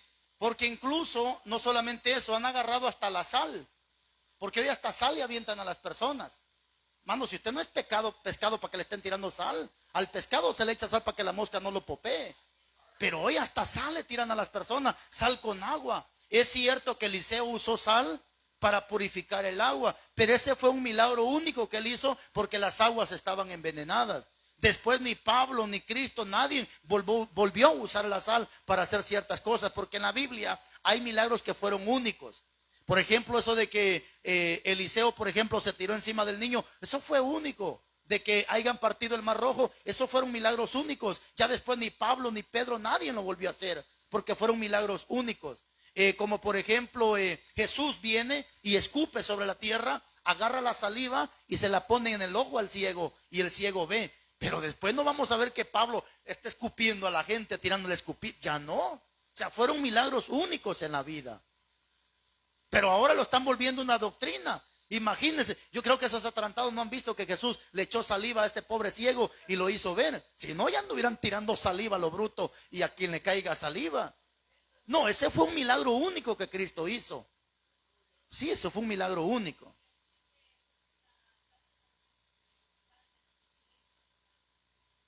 Es que han agarrado el agua para la sal para ungir. La Biblia dice que ya no necesitamos sal para ungir, porque dice capítulo 13, capítulo 5 de Mateo, que nosotros somos la sal. No necesito ya sal porque yo soy sal. Aunque ya lo dije en el mensaje, hay hermanos que no tienen sal, hay hermanos que están salados los ingratos.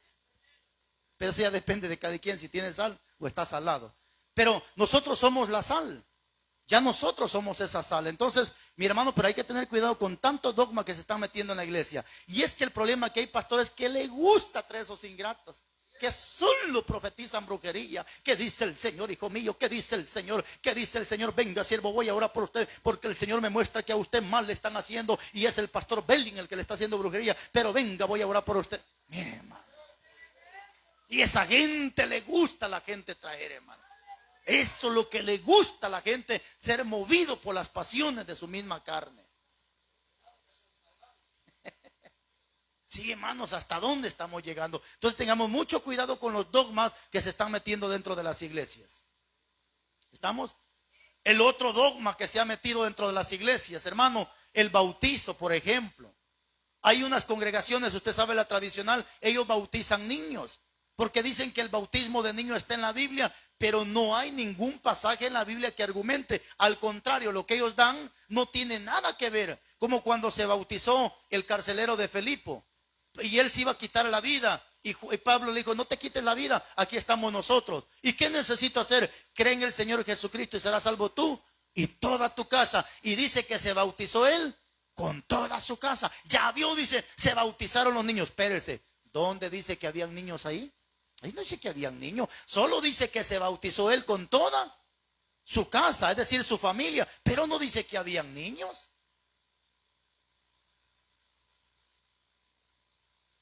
Otros que han agarrado el problema de bautizar, que nada más le avientan un poquito de agua al enfermo. Es que pobrecito hermano, como ya se está muriendo, solo hay que mojarle la cabeza. Eso no es bautizo, señores. Bautizo es sumergir a la persona. Bautizo es meterlo en el agua. Pastor, pero ya se está muriendo y qué culpa tengo yo. Si cuántos años tuvo de vida, ¿por qué no aprovechó el tiempo en bautizar? ¿Qué caso es que ahora le había? Hermano, vive Dios en cuya presencia estoy. Yo he visto tantas cosas, pero a veces me sorprendo de lo que veo. Hay unos pastores bien lejos de por acá. Llegamos a platicar con ellos, con los pastores, y la iglesia completa. ¿Qué cree usted? Que cuando llegamos a la iglesia nos llevamos la sorpresa que al pastor y a todos los diáconos solamente les habían echado un poquito de agua en la cabeza y según ellos ya estaban bautizados. ¿Cómo así? Hermano, ustedes no están bautizados. Ustedes jugando están al bautismo. Pastor, y entonces no, la Biblia dice que tiene que ser sumergido, porque el bautizo tiene tres conceptos. Romanos capítulo 6, versículo 2, 3, 4 y 5, es muerte, sepultura y resurrección. Es decir, que cuando la persona está en pecado, esta persona está muerta. Y para eso necesitamos bautizarla, porque en el bautizo la estamos sepultando. Y es ahí cuando esta persona muerta se está sepultando. Y cuando sale del agua está resucitando. Eso dice la Biblia, que es muerte, sepultura y resurrección. Eso lo encontramos en Romanos capítulo 6, versículo 2 al 5. Muerte, sepultura y resurrección. Porque la persona está muerta y tenemos que sumergirla, que significa sepultarla. Y cuando sale del agua está resucitando. Pero no tiene lógica que se nos muera una persona y nada más le aventemos un poquito de tierra. No, tenemos que sepultar a ese muerto, ¿cierto? Entonces tengamos cuidado, hermanos, con tanto dogma. Tanto así que hay pastores que se atreven a decir, hermano, ¿para qué se va a bautizar? Dice, si el bautizo es si usted quiere. Mire, el que estaba en la cruz con Cristo ni se bautizó y ya está gozando en la patria celestial. Qué tremendas herejías, hermano. Qué tremendos dogmas que existen dentro de las iglesias, hermano. Entonces todas estas cosas se han ido infiltrando dentro de las iglesias y muchas de estas cosas están tranquilas en la iglesia y nadie dice nada. Porque si usted lo reprende, legalista, extremista, religioso, endemoniado, no sé qué tanto la gente le dice a usted.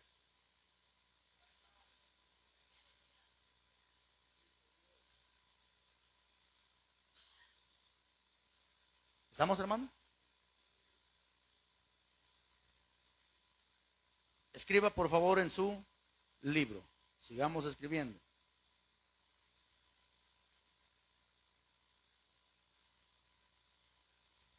Escriba por favor tropología bíblica. Tropología. Es un título. Tropología bíblica.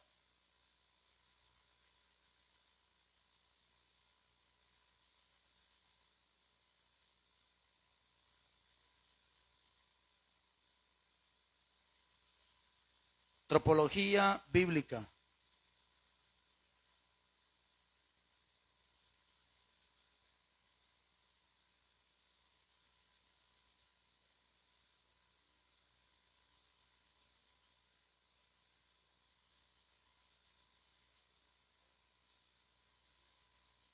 Tropología. Cuando hablamos de tropología, vamos a ver de figuras, hermanos. O sea, la Biblia está llena de figuras. No es todo literal, no. La Biblia a veces tiene figuras, cosas que se comparan, que son símil. Por ejemplo, anote número 1. Vamos a ver la primera figura, que es símil. Símil. Esta es una figura que usted va a encontrar dentro de la Biblia, que es un símil.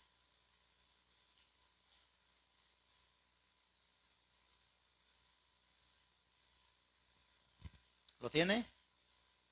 Un símil. De repente usted va a escuchar a predicadores que dicen, hermano, vamos a ver un símil.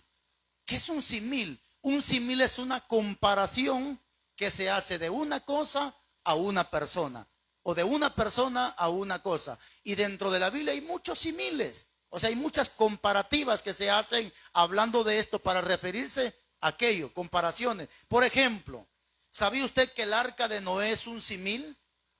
¿Una comparativa de qué? El arca es comparación de el evangelio.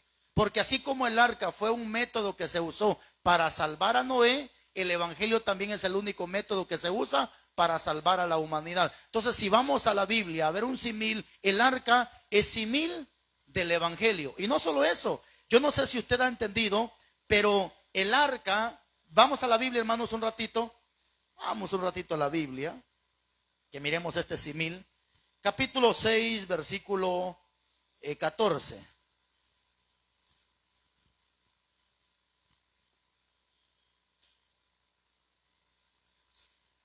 6:14, ¿lo tiene?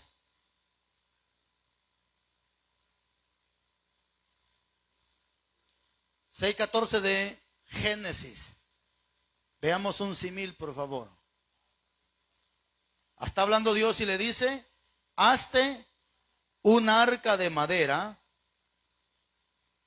de gofer, harás aposentos en el arca y la cafetearás con brea por dentro y por fuera. De esta manera la harás de 300 codos de longitud, o sea, cada codo equivale a 45 centímetros.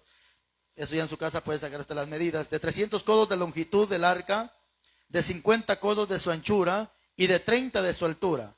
Una ventana harás al arca y la acabarás a un codo de elevación por la parte de arriba. Y pondrás, ¿qué dice? La puerta. Ojo con esa palabra, la es artículo determinado.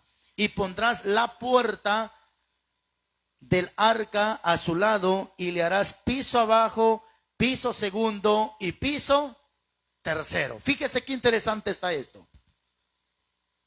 Digamos que la barca, este es un barco, pero de hecho no era barco, sino era barca. Algunos han llegado a pensar que era estilo cuadrado. ¿A qué quiero llegar con esta barca? Si usted nota, la barca no tiene 2 ventanas ni 3 ventanas, tiene una sola ventana y está en la parte de arriba, ¿cierto? Después dice, y le harás la. ¿Por qué no dijo una puerta? ¿Por qué Dios no le dijo a Noé, y le vas a hacer una puerta? Si no le dijo, le harás la puerta, porque la es artículo determinado, es decir, que no hay otra puerta, sino solo hay una puerta, ¿ok? Es decir, que esa barca no tenía 3, 4, 5 puertas, solo tenía una, que es la puerta. Extiende esa palabra. Y de repente le dice que haga 3 pisos, 1, 2 y 3, ¿cierto? No sé si leyó eso o no lo leyó. Pero en mi Biblia dice que tenía 3 pisos, piso bajo, segundo y tercero, ¿cierto? ¿Por qué se le hizo 3 pisos a la barca? ¿Por qué mejor Dios no lo dejó de 1, de 2, de 5, de 7? ¿Por qué de 3? ¿Por qué una puerta? ¿Qué pasó ahí? ¿Cuál es el símil que encontramos dentro del arca? Muchísimo. Primero, la puerta es artículo determinado, donde Jesús dice que Él es la puerta. Es decir, que esa puerta, ¿por qué solo es una puerta? Porque para entrar al cielo no necesitamos 3, 4, 5 puertas. Para entrar al cielo solo necesitamos una puerta. ¿Y cómo se llama esa puerta? Cristo Jesús. Él dijo en Juan: yo soy la puerta, y el que por mí entra tendrá vida eterna. Entonces, esa puerta de la barca representa Cristo Jesús. Esta ventanita, ¿para qué sirve una ventana en la casa? ¿Para qué sirve una ventana en la casa? Para ventilar, para que entre luz, ¿cierto o no cierto? Y entre más ventanas hay en la casa, más luz hay en esa casa. O sea que esta luz es equivalente a el Espíritu Santo, que es el que nos da luz y es el que nos da vida. Pero lo que me interesa, ¿por qué 3 pisos? Padre, Hijo y Espíritu Santo. Primera carta de Juan, capítulo 5, versículo 7. Léalo, por favor.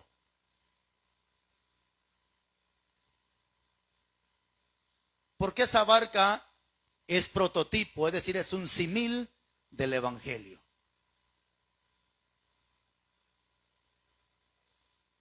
Primera de Juan, capítulo 5, versículo 7. ¿Cuántos, hermana? ¿Cuántos pisos tenía la barca? Ah, ok. ¿Y cuántos son los que dan testimonio? 3. Siga leyendo, por favor. ¿Y qué dice? Ahí está. ¿Y estos 3 que dicen?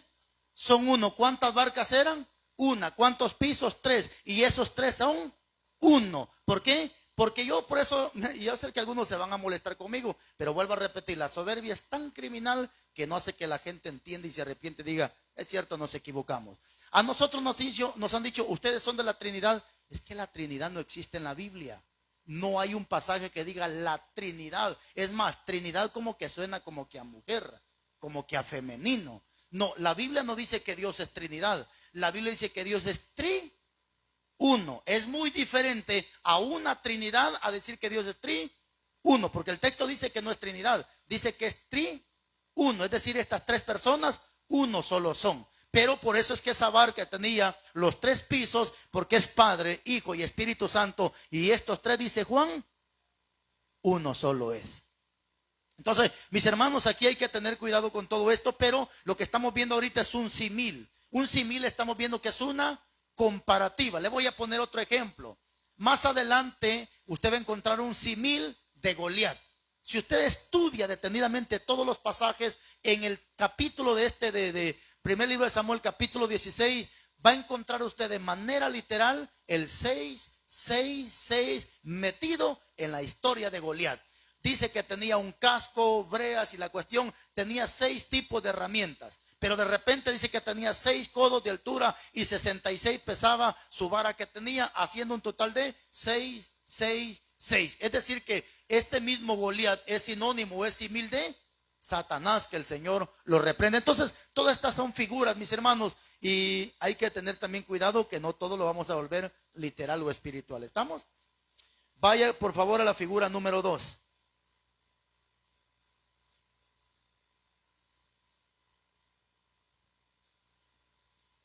Número 2, anote por favor, metáfora. Metáfora.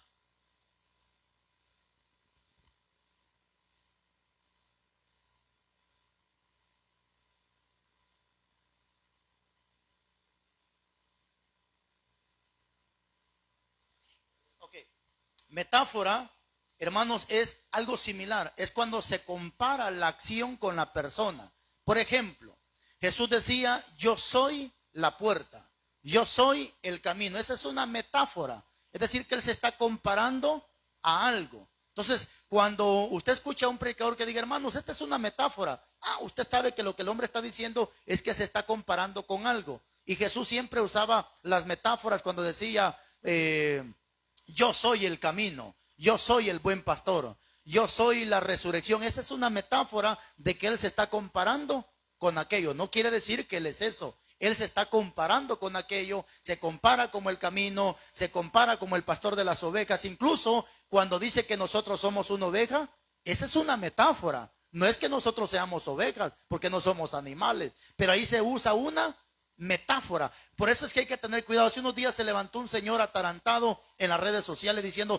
¿cómo ustedes van a permitir que les digan animal si ustedes no son ninguna oveja, ustedes son personas? Pero Dios usa una metáfora y dice, yo soy el buen pastor de las ovejas. Entonces, y nosotros dice que somos ovejas de su prado, pero ahí está usando una metáfora. No nos está diciendo que somos una oveja, sino se usa una metáfora. Jesús le dijo a Pedro, desde hoy ya no vas a ser pescador de peces, sino te haré pescador de... También se usa una metáfora, es decir, una comparación. ¿Estamos? Vamos con la número 3.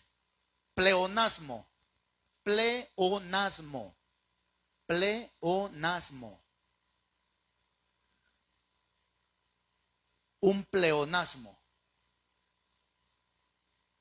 Esa es otra figura que se le llama pleonasmo. ¿Ya lo tiene? El pleonasmo, si quiere anótelo, es cuando se repite la misma palabra. Es cuando se repite la misma palabra.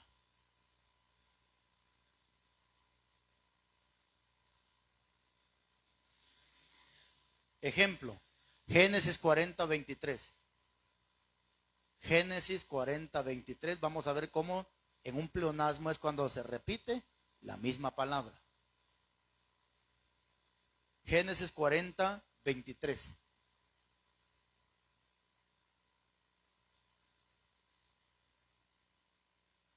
Alguien que lo lea, por favor, para que vea usted cómo la misma palabra se repite. Eso se le llama pleonasmo. Génesis 40, 23.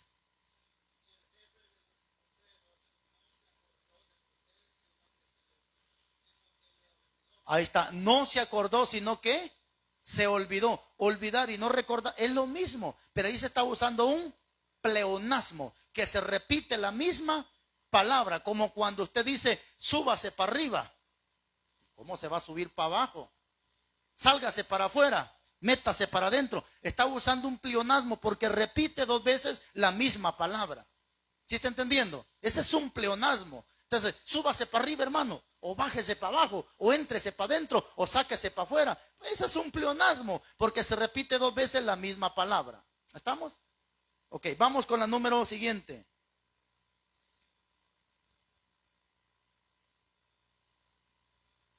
Hipérbole, con H, hipérbole, se la escribo acá si quiere. Una hipérbole.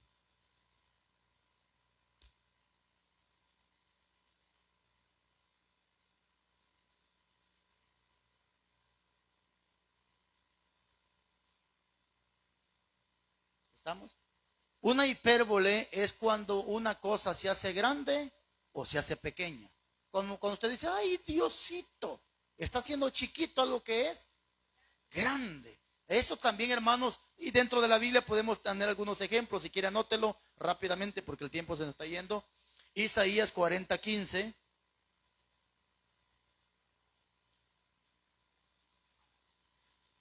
Isaías 40, 15. También Juan 21, 25.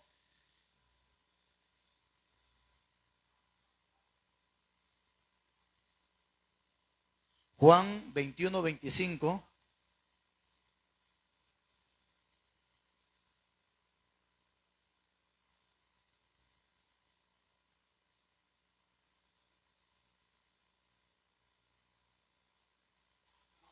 ¿Estamos?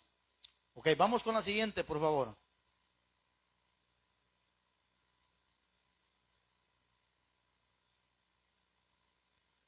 Se lo voy a anotar acá.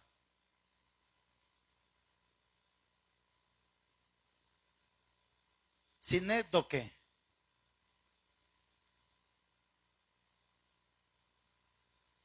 Sinec, este C. Sinécdoque. Esa es otra figura que encontramos en la Biblia. Sinécdoque.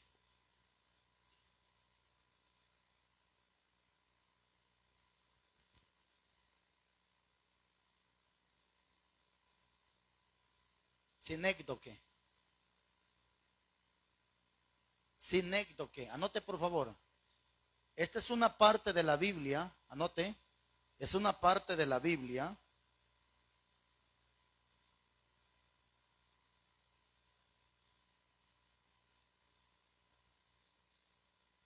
que se usa cuando se menciona solo una parte, que se usa para referirse a una parte,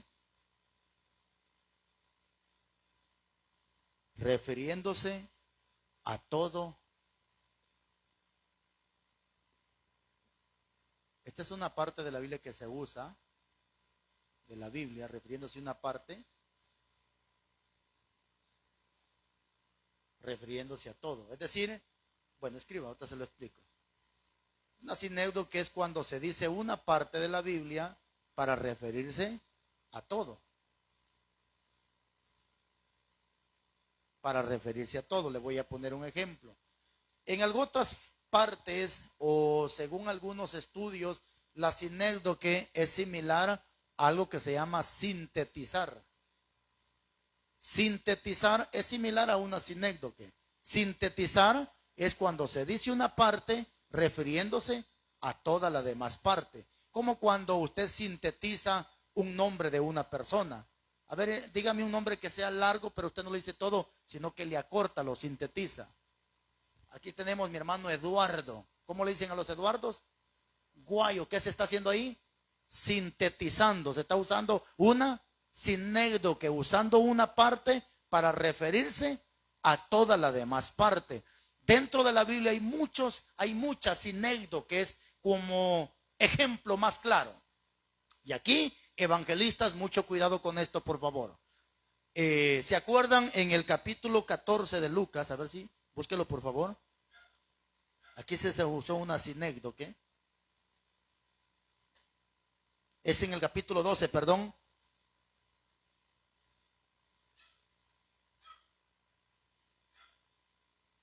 (12:20) de Lucas. Lucas capítulo 12, versículo 20, se usó una sinécdoque. Lucas 12:20.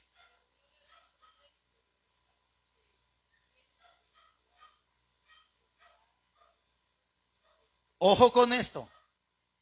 ¿Qué es lo que Cristo está diciendo? Necio, esta noche vienen a pedir tu alma. Y es aquí donde algunos evangelistas han llegado a pensar que al cielo solamente va a entrar el alma y al infierno solamente se va a ir el alma. Y muchos predicadores ahorita están diciendo, amigo, escapa, salva tu alma.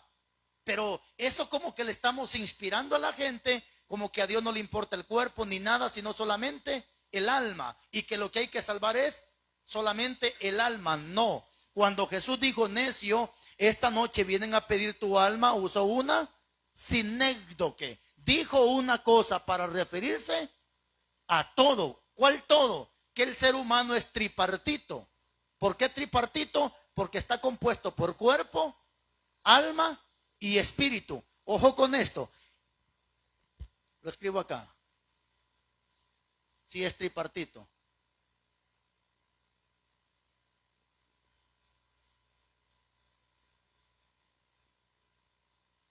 Fíjese pues, hermanos. Cuando dice que es tripartito, está diciendo que se divide en tres partes. Y un ser humano no puede ser, el cuerpo no puede ser sin el alma, y el cuerpo tampoco puede ser sin el espíritu. Un espíritu tampoco puede ser sin el alma, y el espíritu tampoco puede ser sin el cuerpo. Es decir, necesitamos estos tres elementos para tener una persona. Cuando Jesús dijo, esta noche vienen a pedir tu alma, lo que está haciendo es usando una sinécdoque, que con esto está diciendo que cuando las personas entren al cielo, las personas van a entrar con cuerpo, van a entrar con alma y van a entrar con espíritu. ¿Por qué? Porque en el alma están las pasiones, los sentimientos. Como cuando a usted la lastiman y usted dice, hoy sí me diste en el alma. Está diciendo que le dieron en el corazón, donde están las pasiones. El espíritu es el aliento de vida, el aire, lo que nosotros respiramos. El cuerpo es inmateria, es decir, que es cuerpo, es polvo, va al polvo y se termina. Pero en la resurrección, 1 Corintios dice la Biblia, que el cuerpo corruptible va a ser transformado en cuerpo incorruptible. Ahí está la palabra, que el cuerpo va a ser transformado. Es decir que entonces el cuerpo, cuando sea transformado, tiene que llevar alma y tiene que llevar el espíritu, porque entonces no sería un cuerpo. Quiere decir que también las personas que van al infierno o que se van a ir al infierno también se van a ir con cuerpo, con alma y con espíritu, para que sientan y tengan memoria de que se les enseñó la palabra de Dios. Entonces hay que tener cuidado cuando se usa una sinécdoque. No es que el alma solamente va a entrar al cielo. Es cierto que Jesús dijo que en el cielo seremos como ángeles, pero nunca dijo que vamos a ser ángeles. Dijo que vamos a ser como, es decir, asexuales, que allá arriba usted no va a estar pensando que hoy me toca estar con mi marido, hoy me toca darle, no, nada de eso. Allá asexuales, se terminó todo eso. Entonces, hermanos, pero hay que entender que el cuerpo no puede ser sin el alma y el alma no puede ser sin el espíritu. Necesitamos. Es como el agua. A ver, los que estudiaron primaria o secundaria, ¿de qué se compone el agua? No. ¿De qué se compone el agua? Líquido, gaseoso, y sólido. Estos tres elementos son fundamentales para que el agua exista. Con un elemento de esos, el agua no existe. Deja de ser agua. Entonces, así necesitamos también estos tres elementos para tener agua. Entonces, lo mismo es el ser humano, pero aquí lo que estamos viendo es, hermanos, que aquí lo que se usa es una sinécdoque. Se dice una cosa para referirse a todo lo demás. Y aquí vamos a aprender un poquito más y nos vamos a meter a un problema con los Jesús solo, los que no creen en la existencia del Padre y que nos han criticado que por qué nosotros bautizamos en el nombre del Padre, del Hijo y del Espíritu Santo, si en el Nuevo Testamento nunca Pedro, nunca Juan hizo un bautizo como tal, y ustedes por qué lo hacen así. Pues no se preocupe, vamos a responder usando una sinécdoque. Vamos a Mateo 28, por favor, 28:19.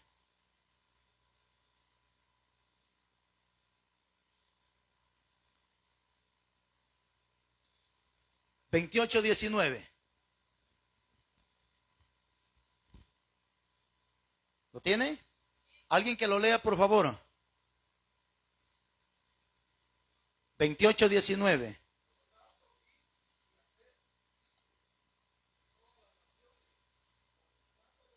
Deténgase un momento y 3 veces le va a aparecer en su Biblia este artículo que es de y de, ¿cierto?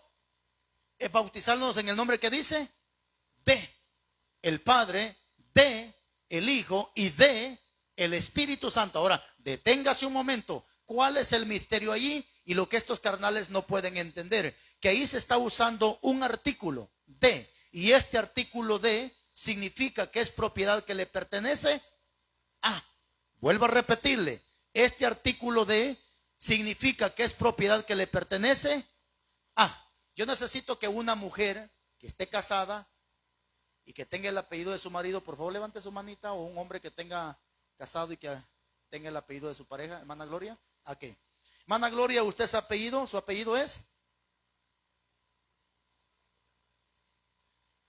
Pero Navarro, ahí está.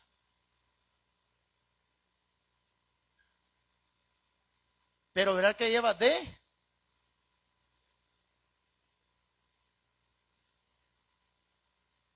¿Qué es lo que me interesa a mí de eso? Que desde el momento que usted se casó, ahora lleva este artículo de. ¿Por qué lo lleva ahí? Porque de significa que usted le pertenece a esta persona que es su marido. ¿Entiende esa palabra, por favor? Cuando dice Jesús, bautícelos en el nombre de, está usando el artículo que es propiedad que le pertenece a. Es decir, Jesús es propiedad que le pertenece a el Padre, y el Padre es propiedad que le pertenece a el Espíritu Santo. Entonces, porque estos tres uno solo son. Ahora, ¿a qué quiere llegar con esto? Que los discípulos en el capítulo 2, versículo 38, de hecho, ellos no bautizaban en el nombre del Padre, del Hijo y del Espíritu Santo. ¿Por qué? Porque lo que usaron fue una sinécdoque y usaron este artículo de. Es decir, que ellos bautizaban en el nombre de Jesucristo. Entiendan esa parte. Bautizaban en el nombre de Jesucristo, pero siempre usaron el artículo de. Que de es propiedad que le pertenece a. Es decir, que si usted lo hace en el nombre de Jesucristo, lo está encerrando todo. Y si quiere hacerlo en el nombre del Padre, del Hijo, no hay ningún problema. Y si lo quiere hacer en el nombre de Jesús, tampoco hay ningún problema. El problema es con ellos que dicen, no, ese bautizo no vale. No, que ellos no han entendido que se usó un artículo y se usó una sinécdoque. Sí, es igual. Es de. ¿Estamos? ¿Seguimos? Por eso, si usted ya está casado y no lleva de, pues vaya. Porque usted ya es propiedad que le pertenece a. Le guste o no le guste, usted ya es propiedad que le pertenece a.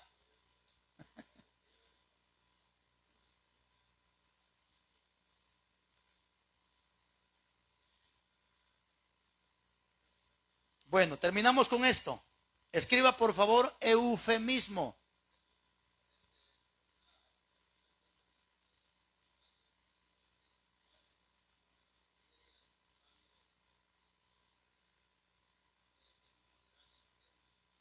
Hay que entender que no es literal.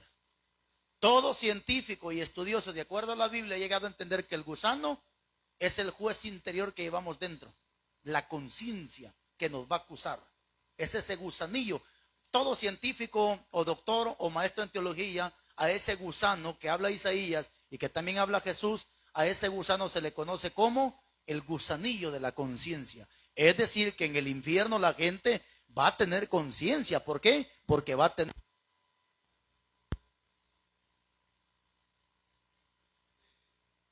No es que un montón de gusanos, no, entonces se lo va a quemar el fuego.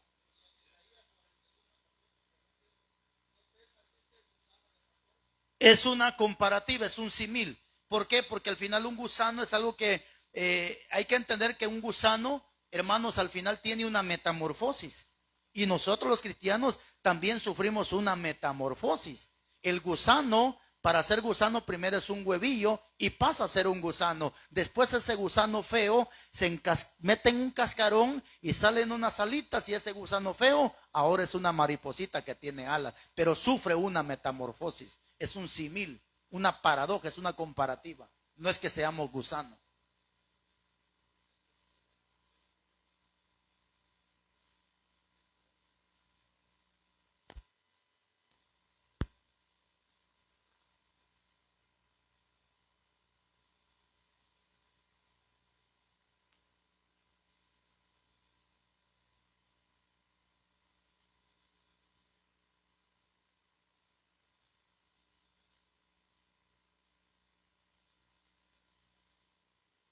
Todo va al polvo y todo se hace tierra, ¿cierto? Pero siempre son paradojas o comparativas que se usan, hermano. Sí, ahí está. Bueno, entonces, anote por favor el eufemismo, que es otra figura.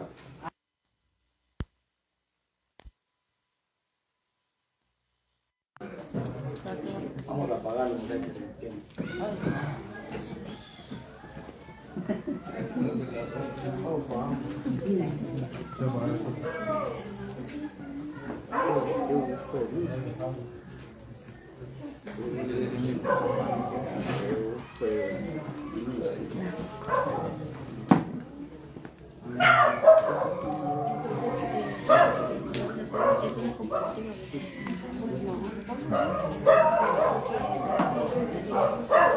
Bueno, terminó.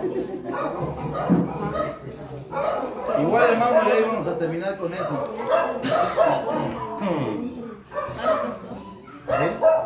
Yo no le entendí mucho del cuerpo, alma, espíritu, porque dice que nosotros volvemos al polvo. Entonces, ahí no le entendí mucho.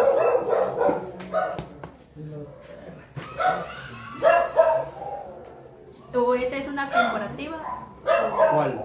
Eso que dice el cuerpo, alma, el espíritu, que va para, si uno se comporta bien, para el infierno o para el cielo, o para el cielo.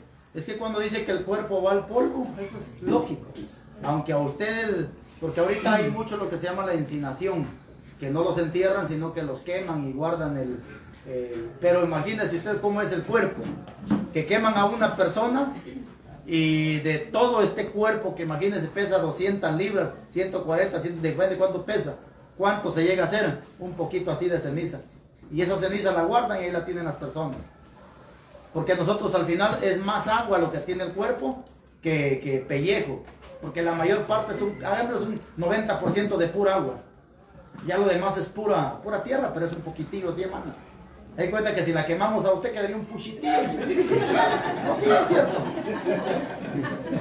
Pareciera una broma, pero es cierto. Sí, es un poquitillo nada más así, porque lo demás es pura agua. Entonces todo eso se va para... El espíritu es aire, es el viento, dice, vuelve a Dios. El alma que pecare, esa persona, o sea, también muere, va a resucitar en el día del juicio. Entonces habrá una resurrección, cuerpo, alma y espíritu es resucitado. Ahora sí, el cuerpo resucita con el alma y con el espíritu. Así es. ¿Y qué? Bueno, vamos a seguir con esta parte que estamos, eufemismo, anoten, ¿ya notaron? Y terminamos con esto. Eufemismo.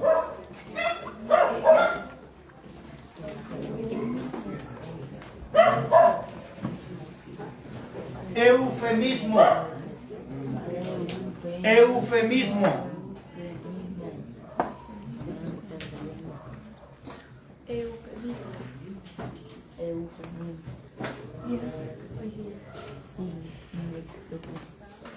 Eufemismo. ¿Lo tiene? Amén. El eufemismo es cuando se suaviza la palabra que se siente que está muy dura o muy tosca o muy tajante, como usted le quiera llamar. Le voy a poner algunos ejemplos de eufemismo. Yo creo que aquí vemos pura gente adulta y de acuerdo a la Biblia pues lo vamos a usar. Anote por favor en el eufemismo, por ejemplo, Génesis 38:1.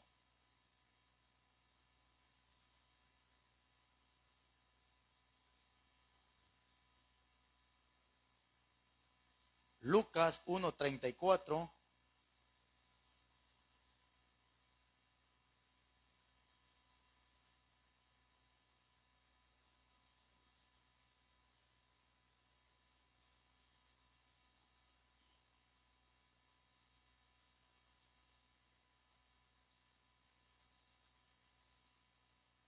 ¿Estamos?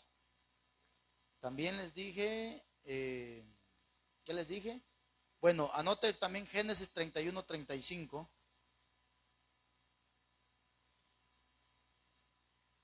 Y anote Génesis 19:5. 31:35. Y ahí mismo Génesis 19:5.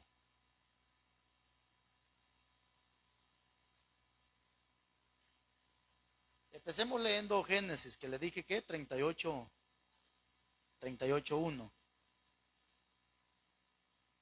¿Cómo se usó el eufemismo ahí?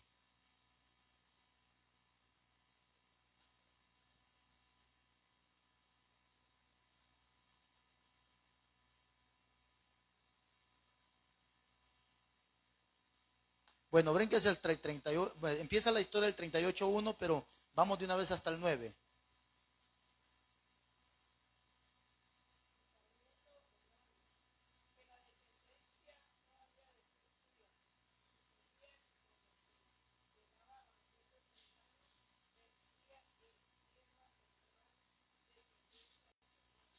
Déjelo ahí nomás, hermana. Dice que Onán, cada que llegaba y se acostaba con la mujer de su hermano, ¿qué dice? Vertía en tierra. Algunos igual se quedaron en la nube. ¿Qué es esa cosa? Porque se usó un eufemismo. La historia cuenta así, déjeme que se la explique. Según en los tiempos de antes, Tamar, esta muchacha Tamar se había casado con Judá, pero Judá muere. Entonces cuando muere, entonces se casa con Onam, se casa con Onam. Entonces aquí, según la historia, una mujer que se casaba con un hombre, el hombre tenía que dejarle hijos a la mujer. Y si este hombre moría y no le dejaba hijos, el hermano menor tenía que casarse con esta misma mujer hasta que le dejaba hijos a esa mujer. Entonces el muchacho ya había muerto. Entonces Onán viene como a quedar, como quien dice, de reposición de su hermano, pero dice que él cuando tenía, bueno, su Biblia dice que cuando se llegaba, se usó 2 veces el eufemismo. Llegarse significa que se acostaba con ella. Y cuando ya iba, dice, tenía relaciones, dice que vertía en tierra. Nuevamente se usa el eufemismo. O sea, lo que el hombre hacía era, en otras palabras, no lo expulsaba adentro, sino fuera. ¿Sí me entiende, hermano? Se usó un eufemismo. El eufemismo es, algunos niños no entendieron, ay, por favor, con granito de maíz le explica en su casa, pero yo no le voy a explicar, usted vaya allá y le explica con granitos de maíz, por favor. Entonces ahí se usó, hermanos, el eufemismo. ¿Estamos? De repente leamos el otro que le di para que veamos cómo se usa el eufemismo. Aquí sí creo que vamos a explicar bien mejor esto. Lucas 1:34, ¿verdad?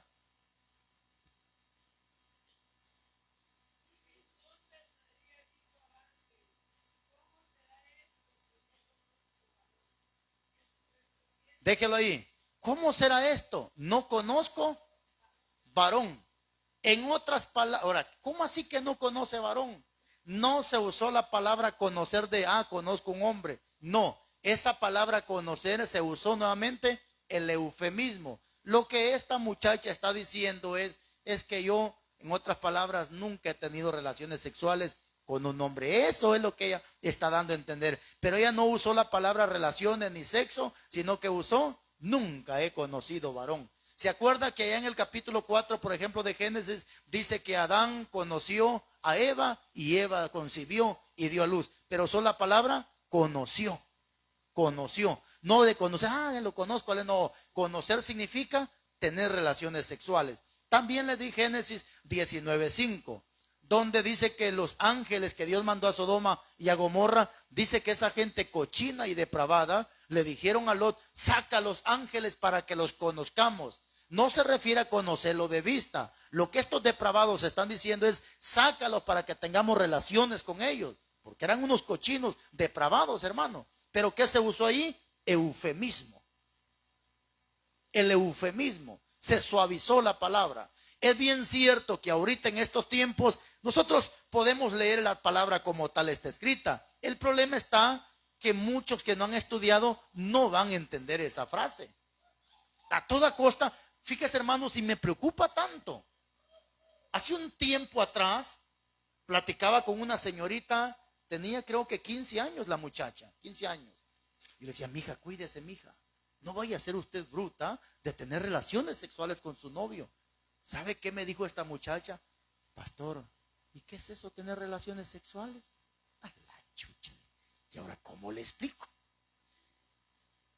¿Y ahora cómo le explico? Dígame usted cómo le hubiera explicado a usted. Yo dije, no, mejor ni le explico. ¿Cómo le voy a explicar? O sea, me sentí mal explicar, porque yo le podía haber explicado detalladamente y hasta hacerle un dibujito si fuera posible, pero me sentí mal, hermano. La verdad me sentí mal. Pero me quedé así sorprendido. Dije, no es posible que una muchacha de 15 años no sepa qué significa tener relaciones sexuales. Y me dice, pastor, es que yo no sé qué significa tener relaciones. ¿Cómo? No, yo no sé. Explíqueme. No, te voy a explicar. ¿Cómo le voy? O sea, yo me sentí mal. ¿Cómo le voy a explicar a esta ingrata muchacha? ¿Qué cree que pasó, hermano? Poco tiempo después aparece. Le dije, eso es tener relaciones sexuales. Que ahora te inflaron la panza. ¿Ya para qué cosa? Ya ni modo, hermano. De veras, le embarazaron, hermana. De veras, no estoy mintiendo, porque la muchacha vivía cerca de donde yo vivo. Dije, ahí está, eso es tener relaciones sexuales.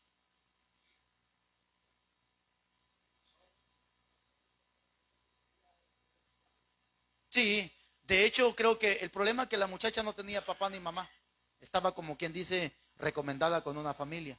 Y yo me sentí mal, hermanos, de explicarle detalladamente qué era tener relaciones sexuales. Entonces, sí, no, mejor ahí la dejamos. Pero al poco tiempo la muchacha apareció embarazada. Entonces no estoy mintiendo porque es una muchacha que la conozco. Entonces, pero hermanos, ¿a qué quiero llegar con esto? El eufemismo. Pero, por favor, mis hermanos, ya no le pongamos más eufemismo a lo que ya fue puesto eufemismo por Dios. Hay palabras que así como van, así délas, hermano. Jesús, por ejemplo, Jesús también usó en cierta ocasión, en Marcos y en Mateo, cuando la mujer cananea llega y le dice a Jesús, por favor, mi hijo está enfermo. ¿Qué le dijo Jesús? No está bien que tome el pan de los hijos y que se lo dé a los perrillos. Jesús ahí usó el eufemismo, porque pudo haber dicho tajantemente, no está bien que le dé el pan a los perros. Pero dijo Jesús, perrillos. Usó el eufemismo. De repente llegan y le dicen, Herodes te está buscando para matar. Jesús dice, vaya, díganle a esa zorra. Ándale pues. Vaya, díganle a esa zorra que hoy me mato y al tercer día me levanto. Pero usó nuevamente el eufemismo, zorra. En otro país, zorra se refiere a prostituta. En otras palabras, vayan, díganle a esa prostituta que si me mata al tercer día me voy a levantar. Pero también se usó el eufemismo. No deis lo santo a los perros. Entonces, pero aquí ya no se usa eufemismo, hermano. Ahí ya va directamente. 22:15 de Apocalipsis, los perros estarán fuera. Ahí ya no hay eufemismo. Ahí directo como va. ¿Para qué le voy a poner flores? ¿Para qué voy a adornar ese pasaje? No, hermanos, es que hay que tener ética para decirlo. No, cobardes son ellos que no quieren decirlo. Y yo la vez pasada le hice un reto a todos estos pastores, porque nos han dicho, es que eso no se habla en el altar. Que venga un maestro y que me diga conforme a la Biblia qué puedo predicar en el altar y qué no puedo predicar en el altar, si toda la Biblia es palabra de Dios. No, es que eso lo dijo Cristo, eso lo dijo Pablo. Y entonces, ¿qué cosa tengo que decir yo? Porque si hay gente loca que dice, pero es que eso lo dijo Cristo, eso lo dijo Pablo, usted no es ni Cristo ni Pablo. Entonces esta gente que me diga por favor qué es lo que yo puedo decir y qué es lo que no puedo decir. No seas como el caballo, como el mulo, sin entendimiento, que hay que ponerle frenos. Tan torpe era yo como una mula que no entendía. Y que el 5:8 ante todo hombre depravado anda como caballo viejo relinchando detrás de la mujer de su prójimo. Ándale pues. ¿Para qué le voy a poner eufemismo yo a eso?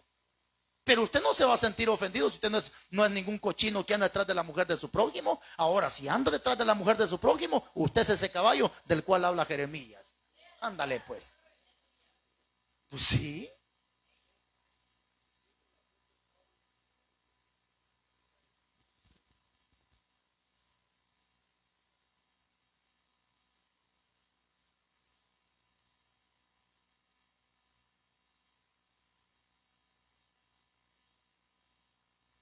Dijo que no os neguéis el uno con el otro.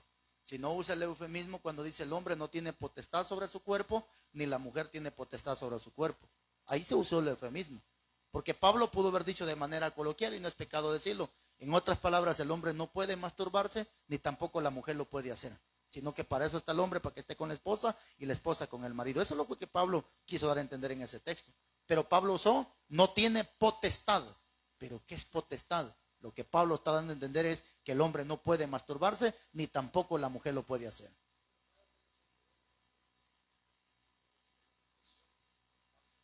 Definitivamente. Entonces, hermanos, hay cosas en la Biblia que son misterios que necesitamos resolver a través del Espíritu Santo y a la luz de la misma palabra. Quiero terminar diciéndoles esto. La Biblia nunca la vaya a defender con pensamiento filosófico. Yo creo, yo pienso, no. La Biblia se defiende a sí misma. No defienda la Biblia con palabras, no. La Biblia se sabe defender a sí misma. ¿Ya? No defienda la Biblia con gritos ni con no.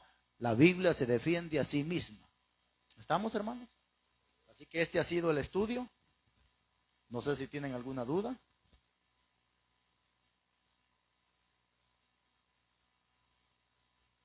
¿No? ¿Todo bien? Nos vamos. Bueno, si alguien quiere, hermanos, adelantar ya lo que es el diploma, pues puede hacerlo. Si no, pues al final del día del sábado, pues quiere completarlo, pues también lo completa, que serían 300 quetzales, ya incluyendo la foto, ¿verdad? Entonces, y si alguien quiere adelantar algo, pues lo puede hacer. Pero antes vamos a orar para quedar despedidos, ¿sí?